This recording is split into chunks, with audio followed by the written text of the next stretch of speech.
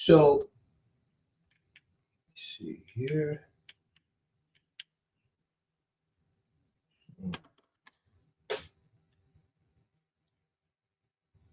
One second.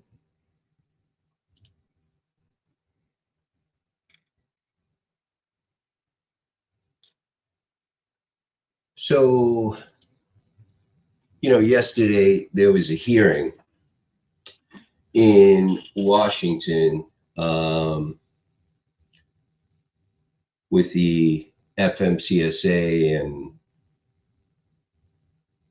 a few other agencies with the Transportation Infrastructure Committee in the House. And I've been watching this hearing, and as everyone knows, we were down. The National Owner Operators Association was down in Washington in the middle of September. We were down there for about a week. We were meeting with congressmen and senators, talking with them about issues concerning transparency, double brokering, owner operator pay, safety. We were just, we were talking about a lot of things. And we tried to get a meeting with the DOT. We couldn't. They said they were busy and they couldn't meet with us.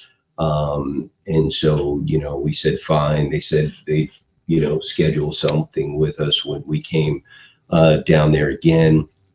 We've been trying to get meetings with the DOT, the FMCSA since the summertime. And for whatever reason, they've been, well, since then, they were declining to meet with us. They have, with full transparency, they have been great as of late. They reached out to us in November. Everyone knows this. And we've had no trouble speaking with people at the DOT or FMCSA. But I've been watching the video of this hearing from yesterday down in Washington, and I just want to just commend. Hey, thank you, Keith. Thank you. Thank you as well for supporting us. I just want to commend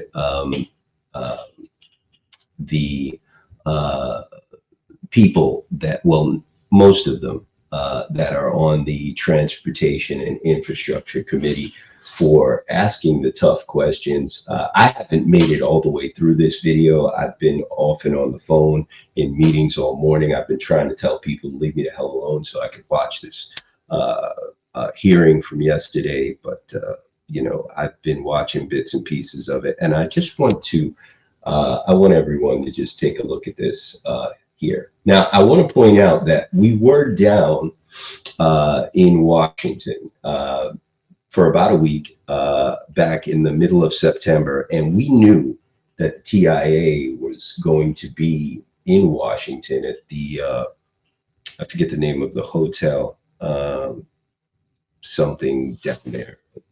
And we knew that they were going to be having a meet and greet with certain organizations and congressmen and senators the following week, the next week after we were down there. And I think I'll just let this back and forth speak for itself. So bear with me 1 second here.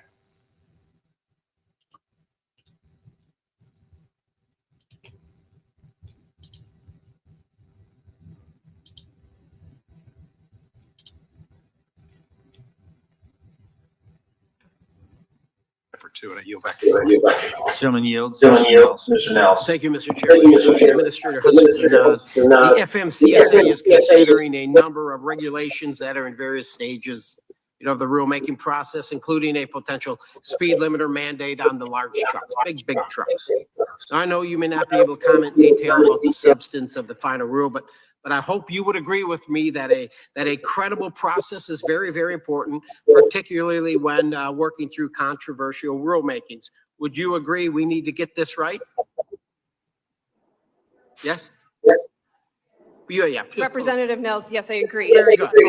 Okay. So this is why it concerns me. This is what concerns me, that in late September, FMCSA included a specific speed limit for the speed limiter rule of 68 miles an hour. It was in the USDOT Unified Agenda. This was quickly rescinded and chalked up as a clerical error. Did you know about that? 68 miles an hour, USDOT. It's a clerical error. However, the same week, I believe that you were a keynote speaker at a high dollar fundraiser. They dubbed it as a soiree sponsored by labor unions, trial attorneys, large trucking companies. All of these stakeholders have been pressuring your agency to select a speed limiter rule set at 60 miles an hour, well below what the agency had indicated it was prepared to select. Were these two occurrences connected in any way? Representative, I appreciate the opportunity to make clarifications here. We have not yet set a speed limit, and we have not issued an NPRM in which that speed limit would be suggested for feedback. Do you believe that it hurts the credibility of rulemaking process by attending, keynoting a fundraiser for advocates on one side of the issue while the regulation is under consideration? Representative, we take very seriously the fidelity of the process of rulemaking, and we don't discuss the contents of the rule even as we're engaging with our stakeholders. All right, I'll trust you on this. I'm going to trust you on this, but I just hope that you equally consider the 15,000 comments from America's truckers who have provided input on this rulemaking. They're not going to be able to host a big fundraiser for you, but are you familiar with Landline Magazine? You familiar with this? Representative, I am. It's very good magazine. Do you read it, or do you just get it, or it sits on your desk, or do you read this? This is the October 2023 issue, page 12. Very dangerous, very dangerous. It says here talking about the can I give you guys a call back in 10 speed limiters on this thing. Read this article, because I tell you, the people that travel around, and I think you mentioned earlier that truckers are moving a lot of our goods and service around. Listen to the truckers. I think they would know better than the bureaucrats and specifically Congress on this. The AEB rule, I'd like to pivot to that. I believe NHTSA, FMCSA has gone far beyond congressional intent to include vehicles for which AEB technology is not practical. Vocational emergency vehicles, the rule was written, is not implementable. I don't believe it is. Vocational vehicles are not completed. The Partisan Infrastructure Law Women of Trucking Advisory Board to understand and address obstacles, including violence. It has a federal motor To use speed to react.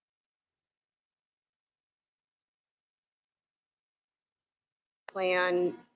Part of that is Operation Protect Your Move that was rolled out this spring. We've increased awareness. Research showed that when speed of vehicle is different from the average speed of other vehicles, intersection between vehicles increase, and so does the chance for an accident. In fact, the chance is increased to 220% higher if the vehicle is going 10 mile per hour slower than the speed limit. Dr. Johnson even said if speed limiter regulation is implemented, it is important to note that it will occur on the basis of supported opinion rather than the definitive value, valid and reliable uses of data. Has your agency considered any research to determine what types of crashes would be increased when the agency creates or expands a speed limiter mandate? Thank you, Representative, for raising this important issue. The National Roadway Safety Strategy identifies speed as something that needs to be addressed. And in fact, in truck crashes, speed is one of the leading reasons why there are fatalities on our highways, very often including drivers themselves. The NTSB has determined that speed was a contributing factor in not just one, but many, but chief among them, a tragic crash in Pennsylvania where 4 people lost their lives and 50 people were injured. As I believe you're aware, we are working through a rulemaking process. We've received numerous comments and have heard about this research about what is called a speed differential. And so I thank you for raising it. The regulatory impact, we have not yet published notice of proposed rulemaking. It is still in agency review. And the regulatory impact analysis will consider the research and this issue specifically. Okay, well, let me tell you the advantage of having a representative form of government. And many of us are actually in other industries around before we come here. Grew up in the trucking business, know it well. I know there's one other member that also, but he's not here today, does the same thing. I have two questions that are of concern, and I'm just going to express them because I know you've probably never drove a tractor trailer up and down the highway, but that's just an assumption. Maybe you have. But there's two problems. One, in the state of Illinois, when I was in the state legislature, the problem is that we had one limit for trucks and one limit for cars. And we did discover through our research that it actually caused more wrecks than it would if it would just flow of traffic would have worked. Now, the other problem that you have is if you have a driver who is a skilled driver and all of a sudden he's going to get in a situation and you have now limited his ability to use speed to react, to get away and protect while driving a vehicle. You have changed the vehicle dynamics and therefore you're endangering people rather than saving them by making it to where you have a limiter that doesn't allow a professional driver to make decisions to try to either speed up to get out of the way or speed up to go around a situation that might be occurring in front of them. So that's something I think you should consider as well. Now, I got a second question that I want to ask because it's a completely different question, okay? You've heard I've heard a lot of motor carriers right now that freight fraud is involved really bad with scammers. And let me tell you how this works. We have people who are out there that are claiming to be brokers. The truck drivers are out there trying to find loads, or their companies are trying to find loads for them. They use this broker. The broker all of a sudden comes in, it gets in the middle of the supply chain issue, and they broker the load. Now, by the time that driver then gets back in, or that company gets that load back in and ready to be paid for, they contact that particular company, and they are no longer in existence, or you can no longer find them. Is there anything that your agency is doing and can be dealing with as far as the fraud that is occurring out there? Because we're losing a tremendous amount of smaller companies and or owner operators, because it's one thing if a great big company takes a $2,000 loss or $5,000 loss, but the smaller companies can't take that. Representative, I appreciate your experience in the industry. We unequivocally share your concerns about the impact of fraud on the industry and specifically broker fraud. We are taking steps. First and foremost, we issued a financial responsibility rule that will ensure security limits for brokers and freight forwarders is increased to $75,000. We know that's not enough. We are also taking steps to improve transparency in transactions. We've been listening to our stakeholders, working very closely with OIDA, TA, and others. Thank you for Thank you. My time is expired. Are you back? Gentleman yields, Mr. Larson. Thank you, Mr. Chair. First, I want to say, for fear of being maybe criticized later, we're nearly an hour. It's very dangerous. It says here 68 miles an hour, US DOT. It's a clerical error. However, the same week, I believe that you were a keynote speaker at a high dollar fundraiser. They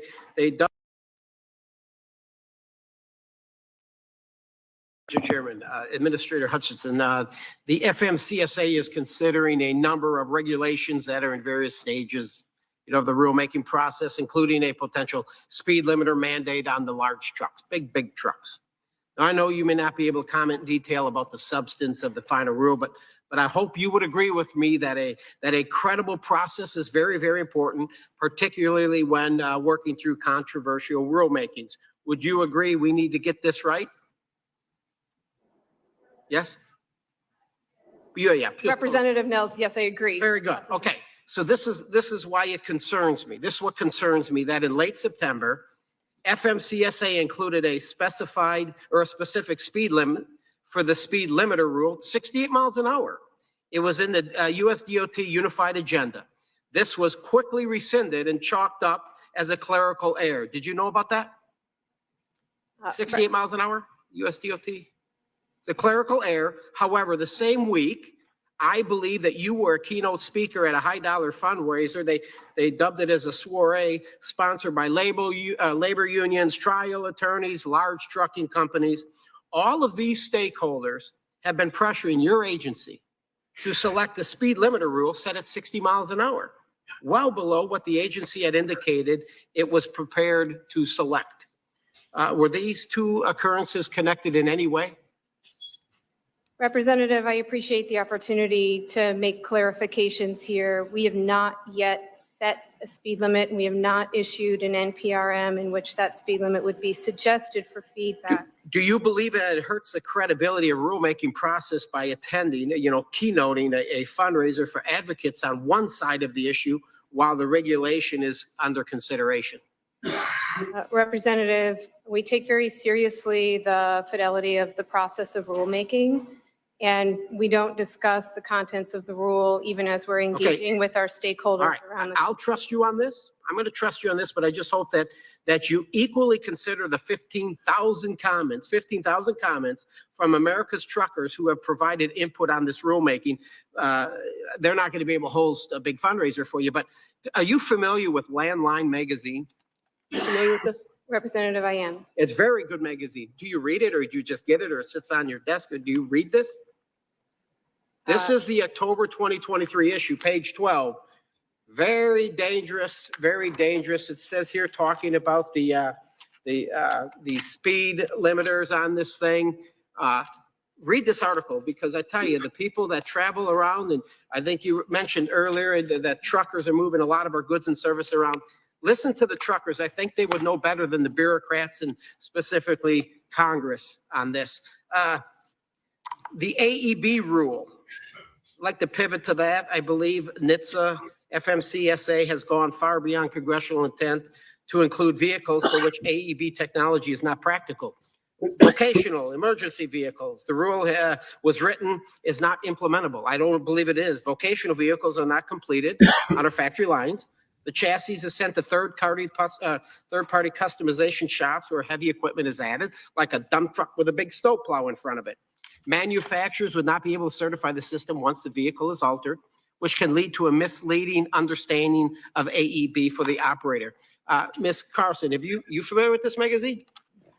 I don't, Oh, but I will. you got to read the magazine. Recommend it The whole highly. industry, everybody's right up.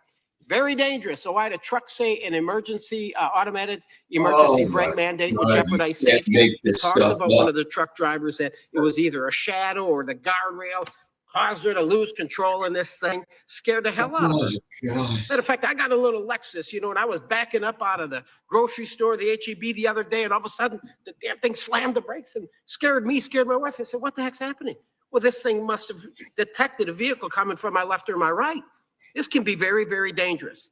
And if you read this, matter of fact, I'll give you this copy Thank once you. I'm done. You need to read this when it talks about these brakes and how dangerous it's going to be. If I Let's get into what's really important as well is my Trucker Access Act. would you mind if I responded to? I just got another 20 seconds here. Are you okay. guys, Ms. Carlson, Ms. Hutchinson, are you familiar with my Access to Trucker Bathroom Access Act? Are you familiar with that? Representative, I am. Oh, very good. Is the administrative supportive of the principle behind my bill? Representative, we believe in dignified working conditions. I love that. I love that. And all the truckers running around trying to find a way to relieve themselves and find a bathroom to go to. I mean, it just makes sense. We should provide access to bathrooms for these truckers. Easier for fellas just to go behind a truck. But what about a lady? What's a lady going to do? She's got to have access to a bathroom. Do you have any data or ways to accumulate data for truck drivers that were denied bathroom access or anything like that? Do you have Quick answer on this. Representative, your office has reached out to mine for technical Beautiful. assistance, and we look forward to continuing to. I'm glad that you support it. I'll support you on this and do everything we can to make sure that our truckers have a place to relieve themselves in the right way legally. Thank you. I yield back. Gentleman yields, Mr. Stanton. Thank you very much, Mr. Chairman. Mr. Carlson, did you have a short answer you wanted to give?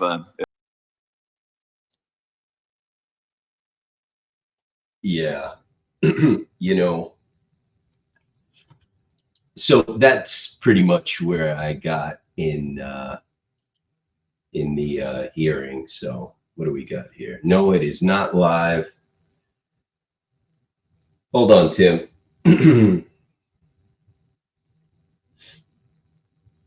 1 second, brother. Go to Telegram. You're gonna get it right now. Give me a second. I'm freezing. I'm putting it in now, Tim.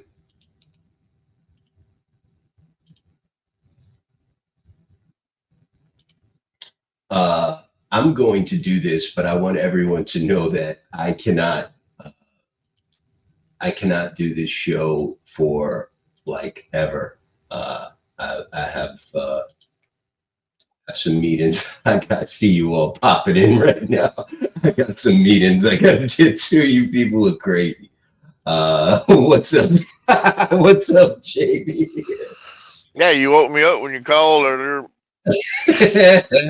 Sorry, man. I was You're like, all yo, I had my my coffee bomb and I was a little hyped up. Here goes Tim. Oh man, I'm sure Chris will be popping in soon. I know he's probably in the sack too, watching. I just got with John. Go to Telegram. It's in our department head stream. Yeah, so should I put the transparency requirement in letter in my voice? Go ahead. There he goes, my co-host. Tim, are you What's there? up? Wow, we got a full house. Nobody has work to do. I was just gonna Jennifer, say, you know, we're working. I'm sitting here at a delivery. They inspected my load and put me out of the door waiting on a Mexican truck. all right. This was a setup. I'm at work. I'm still waiting for a door. This is a setup. You just wanted to see if you threw a link out there, how fast we'd all jump on, didn't you? I've been trying to get in there ever since he opened it before he even done anything. Shithead. I sent you a message. Okay, Nialis is wow. You people are day people. Okay. Nialis, it's in the there goes Tim. It's in the isn't okay. No, can someone send Nialis the invite? Who? Nialis. Jennifer, I don't have her contact. I don't have Jennifer, I'll see if I got it. Let me see if I got it. I appreciate it. Thank you. We keep losing Tim. Hey, did you see? So I was watching that hearing, and I just wanted to point out. I wanted to show people certain parts of it that I thought was, entertaining. It was actually a good hearing for the most part. I thought Mike Boss asked some very good questions, and I forget his name. What was the other guy's name? I don't think we met with him. Nils. I think that's how you pronounce it. He was excellent as well. What do you guys think about the hearing?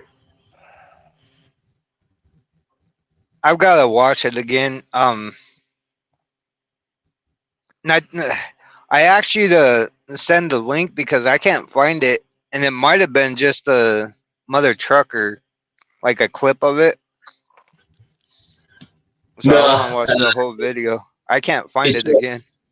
I'm watching it on C-SPAN. Give me a second. Because I know I seen it last night. And I only got 2 hours of sleep. He brought up a very good. The reason why I wanted to go live was because we were down in Washington the third week of September, and we knew. Well, actually, yeah, we knew the following week, the next week, that the TIA was going to be having that that thing at that hotel. I think it was called the Washington J or J Marriott Hotel or something in Washington. And we knew that the FMCSA was going to be there. And, you know, we were scheduled to be down in Washington the first week of September, but we postponed it because we felt we needed more time to get ready. So we postponed it. And so we scheduled it for the third week. And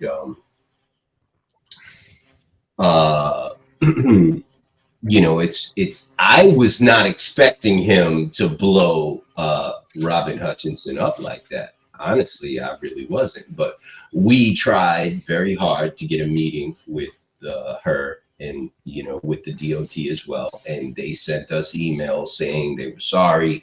They couldn't meet with us. They had, you know, the scheduling issues and they had other things going on.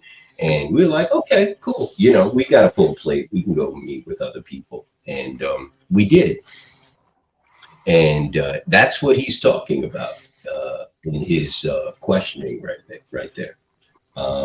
They did meet with TIA and other organizations down there at that hotel. And we questioned them about that because during that meeting, that was when the announcement came out that they were not going to rule on transparency until October next year, 2024. And I flipped out when our people down in Washington contacted me. I flipped out. My desk is loaded with stuff. I have books, I have, you know, stuff, I've got, you know, phones, water, I've got, you know, when I heard that announcement, we were in a Zoom meeting. I took everything on my desk and I just slammed it up against this wall right here. I was so pissed. And I flipped out. And it's weird that he would bring that up because that was my email that I sent to our contact at the FMCSA. And after I sent that email, they removed her from the FMCSA and sent her to another agency in the government. I swear to you. And I said in my email, I don't know who you think, I said, I don't know who you think I am or what turnip truck you think I fell off of. If you think that I believe that your meeting at this hotel with TIA had nothing to do with your decision to kick transparency down the road until October 2024. I don't know what kind of fool you think I am if you think that I believe that meeting had nothing to do with that decision. And they swore up and down that it was just coincidence and it had nothing to do with it. But he obviously doesn't believe that either, John. Yeah, I think they think everybody's stupid. You know what I mean? Like, seriously. And even now, you know what? And I want to make something very clear. The DOT and the FMCSA has been very gracious ever since November. They've answered all of our calls. They've returned when we email them, they respond back very timely. And as you can see, as she said, they are enforcing transparency and they are putting pressure on brokers now. And we appreciate that. And that is all we are asking for. We are not asking for them to get rid of brokers or, you know, put brokers up or, you know, go after brokers and start, you know, all types of enforcement. We're asking for just a little enforcement and regulation on brokers. That's it. Go ahead, John. we need somebody to clip that out of there, which you said they are enforcing 49 CFR 371.3. We need to clip it out of there. That way we can post it everywhere, because she straight said they're enforcing it. All these people say they're not enforcing it. She is. They are. Well, in her defense, in Robin Hutchinson's defense, James Lamb of SBTC asked her this question many months ago. And she said it then, that they would enforce the rule as it is right now on the books. She said it is enforceable. And she said that they would enforce it. I don't know if anyone is, I don't think anyone knew that. So, yes, they are. And I see a lot of people saying, well, you know, if the rule gets passed, if they're enforcing it right now. The decision in October is going to be whether they will continue to enforce it and what the penalties are going to be for violating it. So that's what that's about. So yes, they are enforcing it right now, Jamie, and you're right. We should start getting that message out there. John, go ahead, sir. No, I didn't have anything. I'm just listening. Sorry. You know, the problem, Mike, is with all of us is they've been enforcing it, but the problem was we couldn't navigate the system. It's a government system, and like we all know, it doesn't matter what you do, trying to navigate the government's system is pretty complicated sometimes. And now we know how to get enforcement. You know, that's what we need to be getting out to everybody also, is the steps that you need to take to get enforcement on this. You're totally right, Tim. You know, navigating, it's not so, well, yeah, it is navigating it. It's something people should be aware of. When you file a complaint against a freight broker at the FMCSA website, you have to remember that you need to use the moving broker process to file a complaint against a freight broker at the FMCSA website, because there is no separate section to file a complaint against a property broker or a freight broker, as they call it.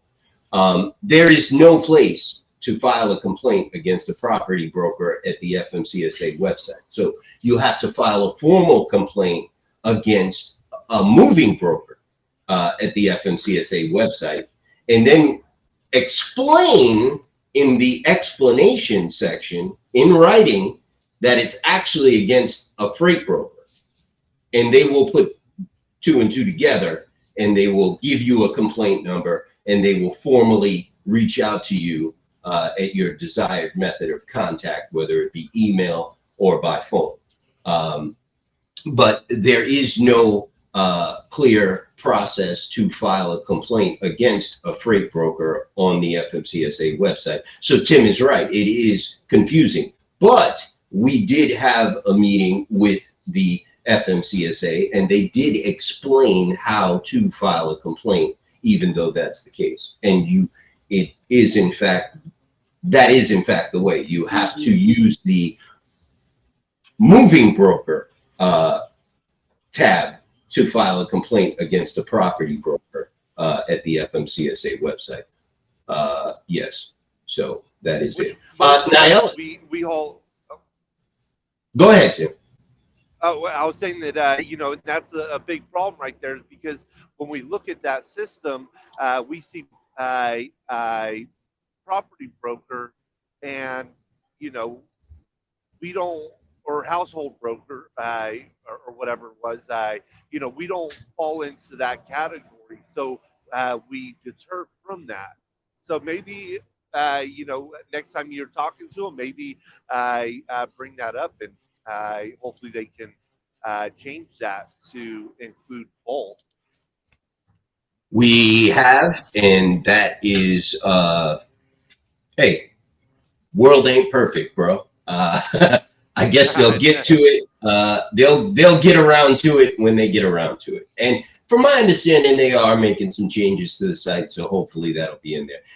Before we move on to Nialis, John, Jennifer, and Jamie, I want, and Chris, Tim, I know that you were wanting to talk about your meeting yesterday with Senator Padilla from your state. The floor is yours, sir. Yeah, I really didn't know how to take it. I did stumble in the meeting for that quick second, regained. There was a lot more I wanted to bring up, but because it was the first meeting, I wouldn't say intimidated, but it was definitely a new platform for me to be able to explain this thing. So I was trying to follow your lead, Mike, because like I said, in these types of situations, I try to be professional, courteous, and I know when we talked, you were explaining to me, that since it was my first time to just let you and I forgot what his name was. The guy from Washington, kind of lead it. And, so I don't know how this guy really was. His facial expressions didn't seem really interested in what we were saying too much. He was, it seemed like he was more interested in knowing if there was other bills out there to be able to piggyback off of those bills instead of them doing the work to create their own. Right. Everyone keeps falling in and out. This is weird. But I want to say, Tim, you did well. Excellent. I will tell you that if it's one thing that these congressmen and senators like to hear from, if it's one group of people, it is their own constituents. And I personally thought you did well, and I enjoyed having you in the meeting as well. And just so everyone knows, this meeting was concerning this bill S.3273, guaranteeing overtime for truckers act. We asked Senator Padilla, he actually introduced it in the Senate, and it does have a lot of, well, not a lot, it has about 5 Democratic co-sponsors, and we want to get the momentum going on this. So if you, people should reach out to their congressmen and senators and ask them to support S.3273. That is S.3273, guaranteeing overtime for Truckers Act. We asked him to add things like our missing fuel surcharges that somehow end up in the broker's bank account instead of ours. So we asked for some attention be brought to that. No more lumpers. Pay your own damn lumpers.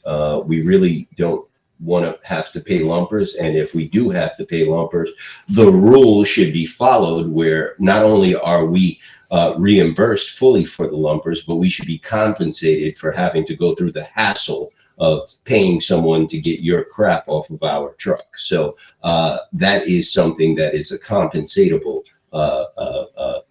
activity. So we want to be paid for having to pay a lumper.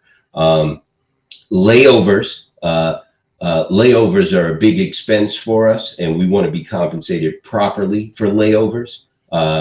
I can't do anything with $150 if you force me to waste a day sitting in a parking lot because you made the mistake and didn't know that the receiver was going to be closed today. That's $1,000 bill. So I'd like to be paid for you wasting my time. So layovers, we asked for that to be added to this. Extra stop fees, we want to be compensated for extra stops. Moving trailers, in the case of JB Hunt, if I have to go out of my way to get an empty, bring that empty back to the facility, drop it there so I can pick up the actual trailer that I contracted to move, I want to be compensated for that. I don't want $80 for having to drive 80, 100 miles to pick up a phantom trailer and bring it back to your facility. I want to be compensated properly for my fuel, time, and the miles I had to travel for that. So extra stop fees and repositioning trailers are an expense to us, and we want to be compensated properly for that. As far as we also asked that a minimum rate per mile be set for any loads, no matter what mode of equipment it is on. And it should be based on market rates as far as fuel is concerned, labor rates are concerned, and just the general economy is concerned. We cannot survive on loads that are paying $1.25 a mile, $1.50 a mile. It makes absolutely no sense. And we are asking that a nationwide minimum rate per mile be set that is adjustable based on the economy and real market rates, what it costs us to run our trucks. So we asked for a minimum rate per mile to be set nationwide, no matter what mode of transportation that freight is being moved on. Who is next? Nialis, thank you for being here. Glad to be here. Sorry I don't join more often. It's all right. How's The floor everybody? is yours. The floor is yours, Nialis. Go ahead. Well, I am very happy that changes are happening behind closed doors. And very upset that are not happening in the actual industry. Because I still live off, moving trucks, not politics. So it's pretty crazy out there, guys. That's all I can say. It is. It is. Nialis, on another note, that issue with the fuel card, was that taken care of? No, it has not been resolved yet. Any timeline? They haven't given me like a straight answer on that. They said that they will give me a temporary credit, Mm-hmm. and but they still send me a bill every week. It's like, I have a credit, or are you sending me a bill? Let's figure this out. So Right. No, I got you. And she did call me and tell me they're working on it. And I just I'm glad Nialis is here because I want to get this public service announcement out here. Nialis was caught in I don't know what you call this, when these people get these fake devices and they put them on the fuel pumps. And it's called well, the lady at the TA Skimmer? said that it's a phishing device. They Yeah, it's put called a a skimmer. skimming device on the Right. actual pump, and when Right. you swipe your card and put in your PIN number and your truck number, the actual skimmer reads all that information and it saves it onto a computer, and then they're able to recreate a fuel card with your information, with your fuel card number, your truck number, your PIN number. But the funny thing is that it does not give it to them in order. So they have to figure out the combinations. And that's why I noticed right away when I got a bill for $748 for fuel in Jacksonville, and my husband was down in Miami. And the truck number was a different truck number than what, my husband knows his truck number. It's been the same for, 13 years. So when I looked at it, I was like, oh, there's something weird with this. So I called my husband right away and I said, hey, did you fuel up in Jacksonville? He's like, still down in Miami. What do you mean? And I said, well, there's something fishy going on with the account. So I called the company right away and put a stop to it, but they had already done a second transaction at 3:00 in the morning in Ocala, Florida, and he was nowhere near Ocala. So we went to the TA, we went and got the report, and what it shows is a different truck number altogether, and it shows a different PIN number, because you can see the sequence, and they put in as the truck number the PIN number for our card followed by the truck number. So I knew, that wasn't us. Anyhow, with that said, be careful with the skimmers out there because they're scamming people left and right. We're, out of our bank account, almost $800, and we're still pending to pay like $500 and some more dollars of diesel fuel that we didn't use. And with the economy the way it is, with the loads paying what they're paying, who the heck has an extra $1,700, $1,200 to pay for diesel that you didn't use? It's pretty crazy. Right. Hey, Yeah. Niall, I wanted. Yeah. what Go do ahead, these Joe. devices look like? What do these devices look like? The lady at the TA, the general manager at the TA that my husband went to get, receipts and all that stuff, she said that they look like what they do is they cover the numbers, the numbers where you put your PIN number and the actual truck number and all that on the pump.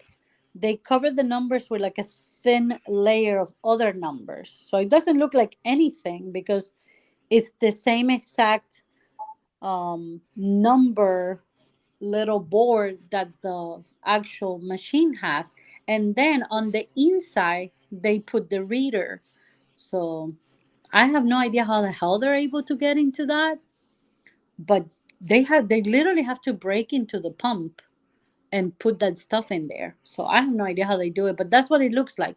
It's the same numbers on top So it's of not the an numbers. overlay. It's not an overlay. It's under the machine's number pad. It's an overlay under over the Overlay. machine pad, but then there is a cable that goes on the inside of the actual machine to the card reader with another small device that is the one that reads the actual card. So it's That's pretty crazy. sophisticated. It's pretty, How do they Yeah. install something like that without breaking the security seal for the unit? they have to break it. They break it, but then it looks intact. How? What I have no can't idea. figure out is how the truck stops aren't catching them doing it. Why they're doing it. Well, I mean, you will have to have somebody at a pump watching this critters Cameras should catch Oh, this. do their scams. They don't they have got cameras outside. they got They don't have cameras They got outside. The cameras. lady told us. She said we have cameras inside, but we don't have any cameras outside. And that was the TA in Jesus. Jacksonville. You know what? Well, even I- just another person fueling up, or one of the attendants, because there's people that work at the truck stops that's out there all the time cleaning up, or wiping pumps down, all that. Yeah. You know what? So Something Just could be I don't just get done. We don't know what the heck. just to be cautious, when you go and fill up, just like wiggle the number pad, Yeah. tug at it. Just I even do it with my cars. You know what I mean? I always take a second look at it. Just scratch at it, do something, because as you can see, they do kind of give you a little bit of a hard time when you get caught up in something like this as far as getting your money back. And fortunately, Nialis has the NOAA fuel card, so she was able to get a temporary credit. I'm sure Pilot would stick their middle finger in your face, or any of these other companies. actually, Pilot won it. It actually happened to my buddy with his Pilot card. Well, I have Pilot, and I can tell you, your buddy must know someone there, because if you can even get someone on the phone at Pilot that speaks English, you're winning. So I can tell you that What it is I an issue. heard, Be careful. I'm sorry, what I heard about the cards is that all of these cards are supposed to be FDIC insured. So the companies have to do their due diligence and return the people's money because they get their money back from FDIC. With that Right. said, I'm not sure how the whole process works, but as as owner operators, if you're out, let's say my bank paid $700 and some more dollars to the card. If you're out $700 in a week, it's a pretty big toll because that's the money that you have for paying bills. Right. And a credit Yeah. doesn't mean that they gave you your money back. A credit means it's sitting in your account waiting for them to solve their issue so that you can get your money back. In the meantime, you still owe 700 and some more dollars. But you know what the lady at the TA suggested was, instead of fueling up at the pump, even if it's a pain, take the 10 minutes and go inside and flipping, you know, do your Right. part on the inside, because they're not, they're not allowed to change anything on the inside, and then you will know if it is an inside job if you did it inside, and all of this is happening. But it's the pain of being an owner operator and owning your own business. But it is what it is. At this point, what do? You just Well, expect that. eventually they'll have the chips at the pump and they'll take care of all that. But yeah, I make my wife go inside to pay, even in our hometown, because we had the same problem. Yeah. I've never had that They've problem, already got and I the live in chips at the Florida. pump and the tap Yeah. Now, at a lot of them. if anybody is interested in the other point that they brought up here in this hearing, which is the speed limiter issue, there is a bill in Congress, HR 3039. It's called the Drive Act. This is the Drive Act would ban the federal government's FMCSA from requiring a national speed limit for vehicles heavier than 26,000 pounds. You can contact your congressman or senator and speak with them about the speed limiter bill. That is, once again, actually, this is in Congress, so HR 3039. We have been advocating for this for a while now, and it has picked up a lot of steam. I haven't looked at it recently, but this is what they were talking about at that hearing yesterday. It is very important that you contact your representatives in Washington about this, because you can see they will vote on this regardless. And if you do not make your voices heard, you will end up with a speed limiter in your truck. Now, and you see who is in charge of making that decision, right? I thought it was pretty comical. Hey, do you know what this magazine is? It's called Landline Mag. Have you ever heard of Landline? Yeah. Who is that guy? That shit was hilarious. Oh, wait. So wait a minute. Who's that guy that said You're that? the person who has to. Oh, you're the person who's making the decision on me having a speed limiter in my truck. Oh, wait a minute. Here, I'm going to give it to you, and you need to read it. Who was Yeah, that he guy? even said, "Here, I'll go and give you a gift and give you this after the meeting. You can have it and read it." Yeah. Go ahead, Diane. Here's what it shows, y'all. It shows how much they are listening to ATA, because it's ATA pushing it. And TIA. And TIA. You know, TIA, they spearheaded that whole thing in September. They organized that at the Washington, the JW Marriott Hotel in Washington. TIA sponsored that entire event, and we knew they were going to be there a week before, a week after we were down there. That's why we made it our business to be down in Washington the third week of September, because they were there that final week. And that's exactly how this went down. Go ahead, Niles.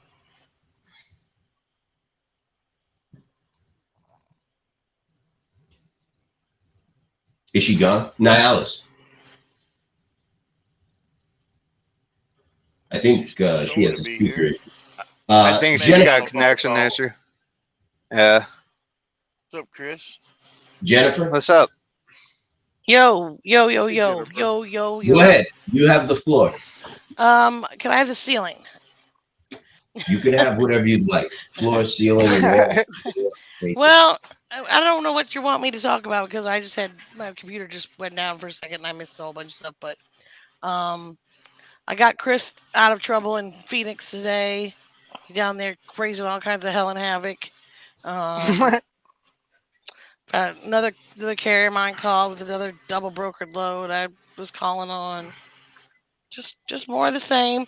More hits from the FreightWaves article where I put the commentary at the bottom and said, hey, if you have trouble with Convoy, call me. And I had another guy actually reach out to me. So Really? Jennifer, yeah. what was that 4PL name on this load? You had to ask me. I couldn't remember the name. I can't think of it now. It's something advanced, something started with an A. Advanced Logistics or something? Something No. Airmos, something Advanced Logistics. I don't know. I've never heard of them before. So, as far as the FreightWaves article is concerned, not freight. Did you say FreightWaves or Overdrive? Whoever had the Convoy article about the carrier that was at 100, I think it was FreightWaves. Yeah, it was FreightWaves. Yeah, it was FreightWaves. So, I actually it was Overdrive. It was okay, Overdrive. So I reached out to that carrier that was owed 160,000. She is intending to give me that debt Monday. I think we heard back from the main lawyer on that. The load she has 130,000. That is one shipper and receiver. That is the same person. It's shipped from themselves to themselves. And they say they have no liability to that load. Go ask Convoy for it. And obviously Convoy is gone. And she said that. They said, we don't care. We're not paying you. So I guess, if you just get any willy-nilly broker to haul it, to get carrier for it, and then if you don't want to pay it and the carrier and that broker goes out of business, you don't have to pay it. You get free shipping for life. I don't know. But so kind of like working with that lady bullshit. and yeah, right. Working with that lady, hoping to, get the rest of her debt. She has that 130,000 plus 30,000 more. And then two more guys reached out to me from that article where I put my commentary at the bottom. I put my contact information and they reached out to me. So. That's great. Good work, Jennifer. I like the sound of that. HR 3039, the Drive Act, introduced by Representative Josh Breachin of Oklahoma, Republican, picked up another co-sponsor actually yesterday. He must have saw the same hearing we saw. So Alfred Mark of Missouri, Republican, co-signed on yesterday for this. Right now it has 32 co-sponsors. Let me see if they're all Republicans. These are people that are in favor of this garbage or against? They are against the speed limiters. Oh, okay, good. Yeah, every single one of the co-sponsors of HR 3039, the Drive Act against speed limiters, are Republicans. Not one Democrat has signed on as a co-sponsor for this Drive Act. That's so, a surprise. What's the deal with that? Let's talk about that. You know what? I think that's an important conversation. Let's talk about that. So here is a piece of legislation that was introduced, it looks like May 2023. And it's been around for a while here, and it's got 32 co-sponsors, and every single one is a Republican, and not one Democrat has signed on to co-sponsor this important piece of legislation. What is the deal with that? Let's talk about it. Can I ask just one question, Mike? Sure. Have you ever found a true Democrat, not these cockroaches that are out there right now, a true, honest to God Democrat that has had anything to do with the crap that is going on in the world right now? Tim and I met with one yesterday, I think, Alex Padilla of California. Mike, I said true. I said true. Don't put the good people on the bad side. Look, Well, you what's know, what's the Nahlis, definition of a true Democrat? I mean, right? tell me one of them in there that is true. I don't know what's in the man's heart. All I can tell you, you know, his people are genuine. They listened. They gave us feedback, and I have met with Democrats on that on trucking issues. They're out there. That's more than Roger Wicker's office did. We have to approach them. We have been, and everything takes time. You know, things like this, I understand things like this don't look good for Democrats, right? You've got something here that we all care about, and there's 32 co-sponsors and not one Democrat, right? So things like this don't look good. But then when you have a guy like Padilla of California, who introduces something into the Senate, and immediately it gets 5 Democratic co-sponsors. What can I say? And this bill is concerning paying drivers overtime. So, you know, it's just a weird situation. We need to start speaking You more found about. exception to the rule in Padilla, but most Democrats nowadays, they don't stand for freedom. They don't stand for small businesses. They don't stand for true democracy, which is a shame because the word Democrat, it includes democracy in it, and they just want dictatorship. They don't want democracy. So you found the one exception, you know, in the Democrat Party that it's actually that will actually care for the truckers and will care for the people of California. I mean, California is another, it's like another world ever since Democrats took over. And I mean, it's been years. I wasn't even born when they took over, and look at California, what it looks like right now. And it's the same way for, you know, the trucking businesses. Anywhere in our country today, Democrats are interested in filling their pockets, buying 5, 6, 7 houses, and bringing in illegal immigrants to fulfill our jobs, getting paid $2 an hour, and they don't really care about the American trucker at all. You know, Nahlis, I can't argue with what is obvious, and I will not argue with what is obvious. It is what it is. You're not wrong. What I can say is this. You know, Tim made a very good point in the group today. If you're not out here calling your congressmen and senators, and if you're not out here challenging the status quo, then you don't have anything to complain about. If you're just out here criticizing everyone, and I'm not talking about you, Nahlis, because I know you're fighting. I'm just saying in general. I'm repeating a comment Tim made, Wilkinson, in the group today. If you're just out here arguing with people that are trying to make change and actually contacting congressmen and senators and having meetings with the FMCSA and the DOT, if you're just fighting with these people, then you're not really doing anything, you know. Yeah, if you have a Democratic you're part of senator, the problem, not the solution. right? If you have a Democratic senator or congressman, pick up the phone and call them. You know.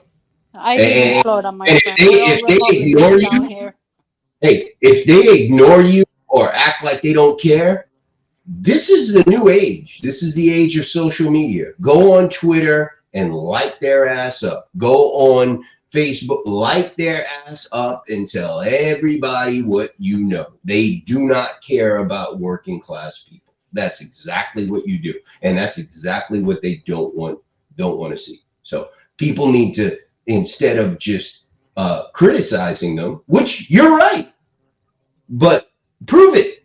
You know what I mean? I look, this is politics. That's all I can say. John Grosvenor and Joseph T. Langone, representative, I don't know how you call potential, well, he is a candidate for Congress to represent the 17th district of the country, the great country of Texas, in which I am now a new resident of. Joseph T. Langone is here. But first I want to go to our alliance partner and leader, Mr. John Grosvenor. John, how are you, sir? I'm good. How are you, Mike? I am hanging in here. Welcome, Humble, John. Hi, Jennifer. humbled as always by your presence, oh great leader of the Alliance of Trucking Groups. John is the leader of our Alliance of Trucking Associations. He brought us all together. So if anyone wants to blame anyone for all of the trucking groups banding together to fight for justice, you can blame his name right there, John Grosvenor. Make sure you spell it right. I'm sure you can find him on Google. Send him all your hate. No pressure. Mike, can you bring Jamie back in? Oh, yes. Go ahead, John. Get it off your chest. I don't know what I was supposed to get off my chest, but it's a matter of getting them to listen. You know, I just came in here and trying to catch up to what you guys were talking about. And what I'm hearing is you're having a hard time getting members of Congress to listen or individuals to listen. I know the Federal Motor Carrier Safety Administration is just full of contradictions. You know, here's a thought for you. I'm sitting here looking at statutes. And I'm reading statutes. I don't have it pulled up right now. I probably should work on pulling it up. But I'm reading statutes on on farmers being exempt. I'm reading statutes on livestock haulers being exempt. And everybody wants to know, why did livestock haulers get this ELD exemption or get out the ELD exemption, the hours of service exemption the way they did? And I'm thinking probably because they were really, truly exempt for all hours of service. And they made a compromise because the FMCSA really had no power to begin with. But why they would make that compromise, I don't know. But I'll see if I can pull it up here and get it up here in a timely fashion. But it's kind of crazy to me, man. John, I want to ask you a favor. I, of course, am bad at records. As you can see, this is my important file cabinet here. You brought up a point about lumpers. What is that rule about forcing drivers to unload trucks for no compensation? What is the number of that, and where did that come from?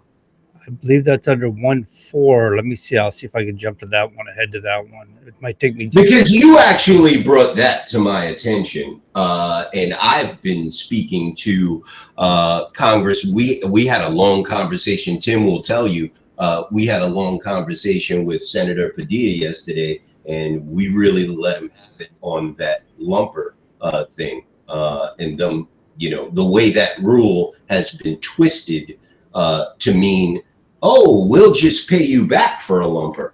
That's not what that says. That says you're supposed to compensate me for forcing me to pay a lumper, not reimburse, compensate.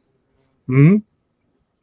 And you actually brought that to my attention. So any shippers out there that want to blame anyone for that as well, you Mike, can, go try telling a bank that you're only going to pay them back, you know, that they need to lend you some money and you're only going to pay them back, and see what they say. Right, like, no interest. Yourself. No, yeah, no interest, no right, no fees. No nothing, yeah. Go try to tell a bank that shit. Right. You out of that bank real quick. Right. Yeah, yeah. You know what they'll tell you. That's exactly what I tell these brokers. I'm not a bank. Right. John's going to get that number up. I don't have it in front of me. Hopefully he'll be able to. But while John's doing that, John, I'm just going to jump to Joseph Langone real quick. Right. Joseph, are you there?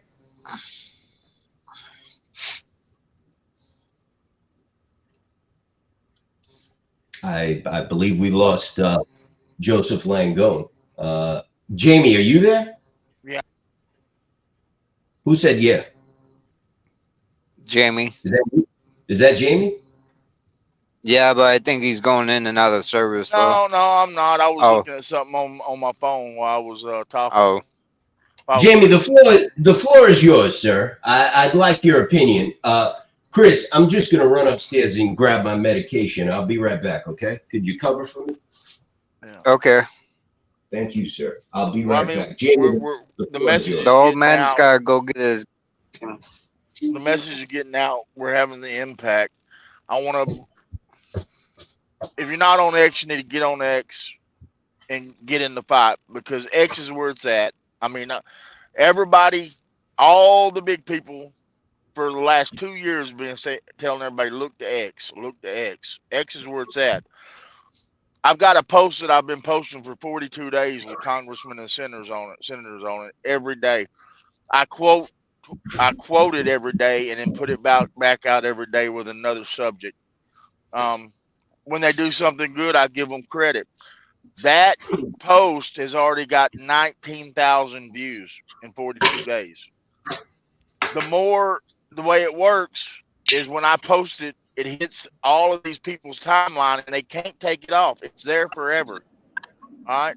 So the more people that post it or even quote tweet it is even better with their own thoughts on it. That stuff adds up on their timeline, and it's something they can't get rid of. They can't take it off. So it's important that we do this, because when it starts adding up, they start looking for a way to alleviate the pressure. Because this is on their public profiles under their representative pages. Representative Mike Collins, Representative Mike Boss, all of them. I've got everybody tagged on the Transportation Committee. So everything I'm putting out in this tweet is going to them. Everything you put out will also go on their timeline, and it's there for eternity. So they want to relieve that pressure. That's what'll make them come to the table. So we need more interaction on that.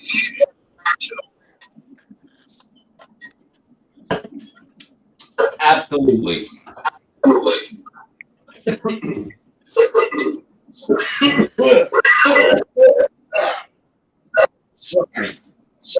So I want to say something about this.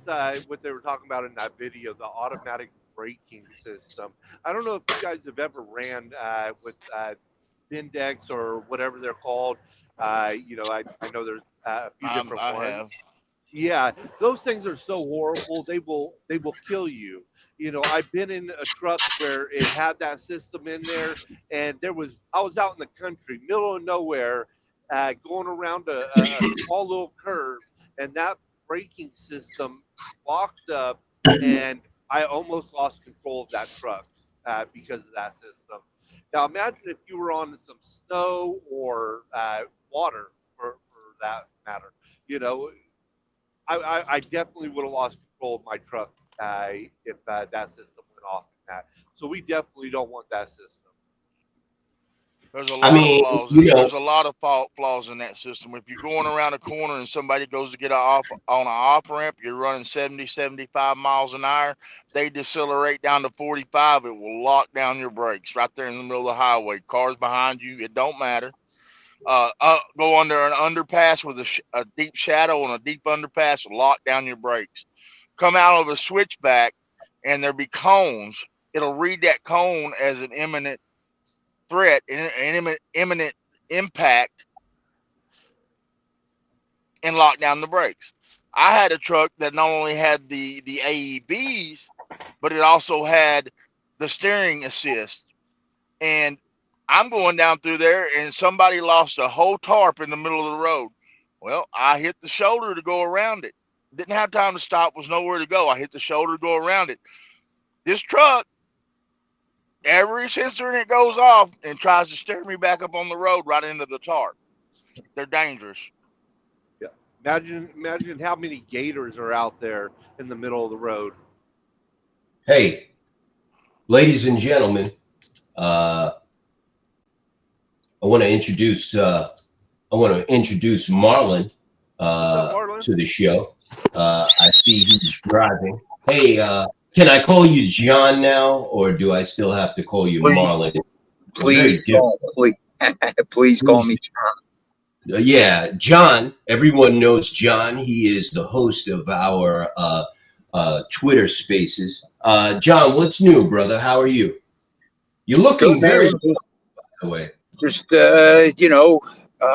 doing our thing, man. Excited to hear about the trucking issues coming out. It's quite rewarding to sit back and watch the evolution after the last 10 months.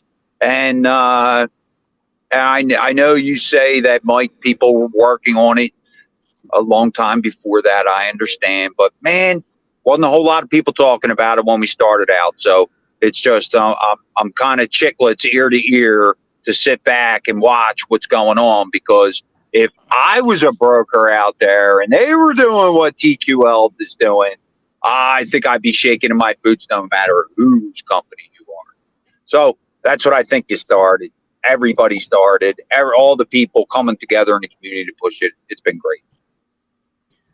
You know, John, and I think it's important to point out exactly how important you have been to this movement and everything that you have done. Everyone who is watching this, if you do not know John, who goes by the tag Marlon on Twitter, you should follow him and his Twitter Spaces. He has definitely, we've been working together for this entire year pretty much, and he has been a very important person that has been helping us get our message out there, and everyone really owes him a thank you and a hats off, because without him, it would have been very difficult for us to accomplish a lot of this and get this message out, most importantly to the public, not just to the trucking community, and he will be back, but to the public, right? And that is the important thing, getting the message out to the average Joe out there about what's really going on in the trucking industry. So John has been very important helping us get that message out there. And thank you, John. Well, no, thank you guys. And listen, this is something that now I'm involved in that I had no idea it would lead to the point where we're going to go back down to Washington and talk to real people with the real situation, real Congress people, and understand what was happening. That was the part that I thank you, because I wouldn't have had that opportunity without Noah. So it was quite enlightening, guys. I've been around politics my whole life, and to go down there, physically do it, it gives you a different perspective. So thank you, Mike. Well, John, we had fun. Mike was just playing a video, and the Congress was saying, you need to start listening to these truck drivers that are out there on the road. Quit listening to all these other people that have no clue. And what you did is you gave us the voice and the platform to be able to get this out to them, to get them to hear us. Well, hey, that was MAGA Mission who did that for Noah. So we should never forget that. So no matter what happens in different trails that people take, look, hey, we started it and we got the frequency out there, and look at where it is now. So, yeah, man, it's great. I can't wait to go forward. John, do you know John Grosvenor? I think I've met John maybe once, but I don't know. You might know Truckers Independent Broadcasting Network, or TIBN. I think he followed me on Twitter as that. Oh, yes, sir. And we introduced John him and Matt Grosvenor. to the Alliance chat that we just in chatting. That's the only time. Yeah, John Grosvenor. I'm sorry, guys. John Grosvenor is the head of the Truckers Alliance that we've created. He's also a very powerful force in the trucking industry. Don't mess with John Grosvenor. And it's similar to Bill McKelvey, John. He's that level of powerhouse, Bill McKelvey level. Just kidding, John. That was a joke.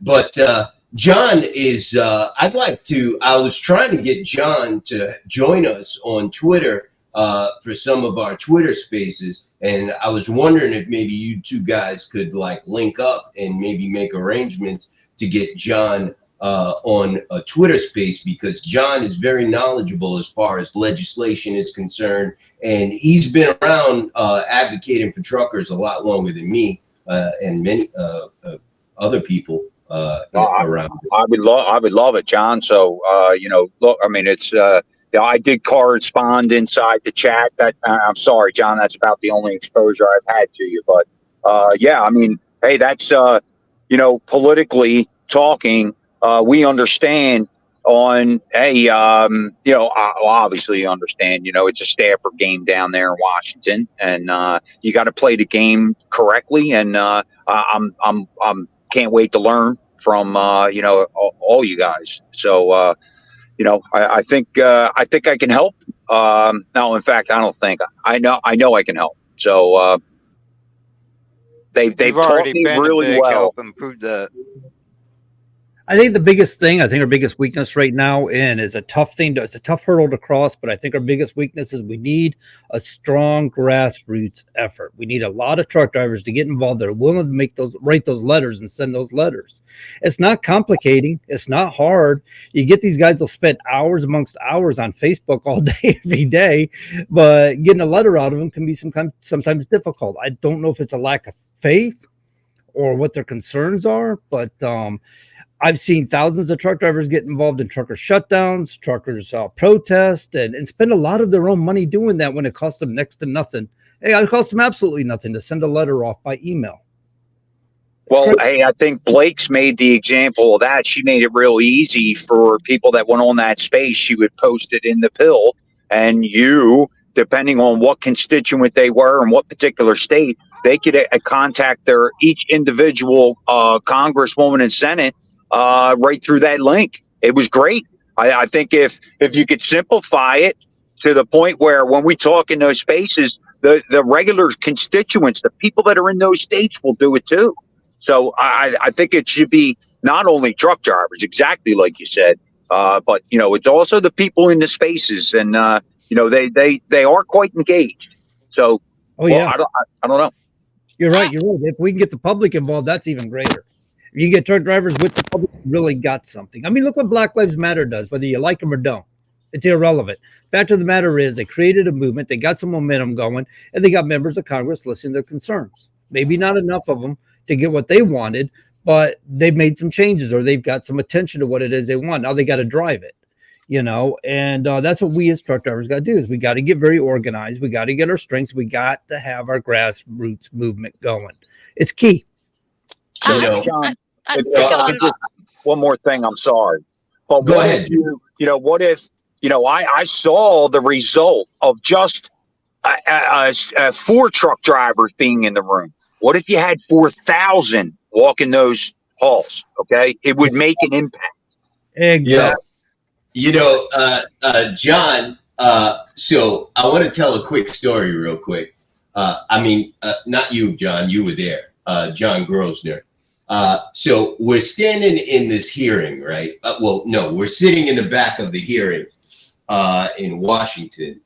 Pete Buttigieg was getting grilled by, I believe it was Mike Collins of Georgia. So John is sitting next to me, and Mike Collins is about to close the hearing out. And he had just got finished going in on Pete Buttigieg, and Pete Buttigieg said, can I respond? And he said, no.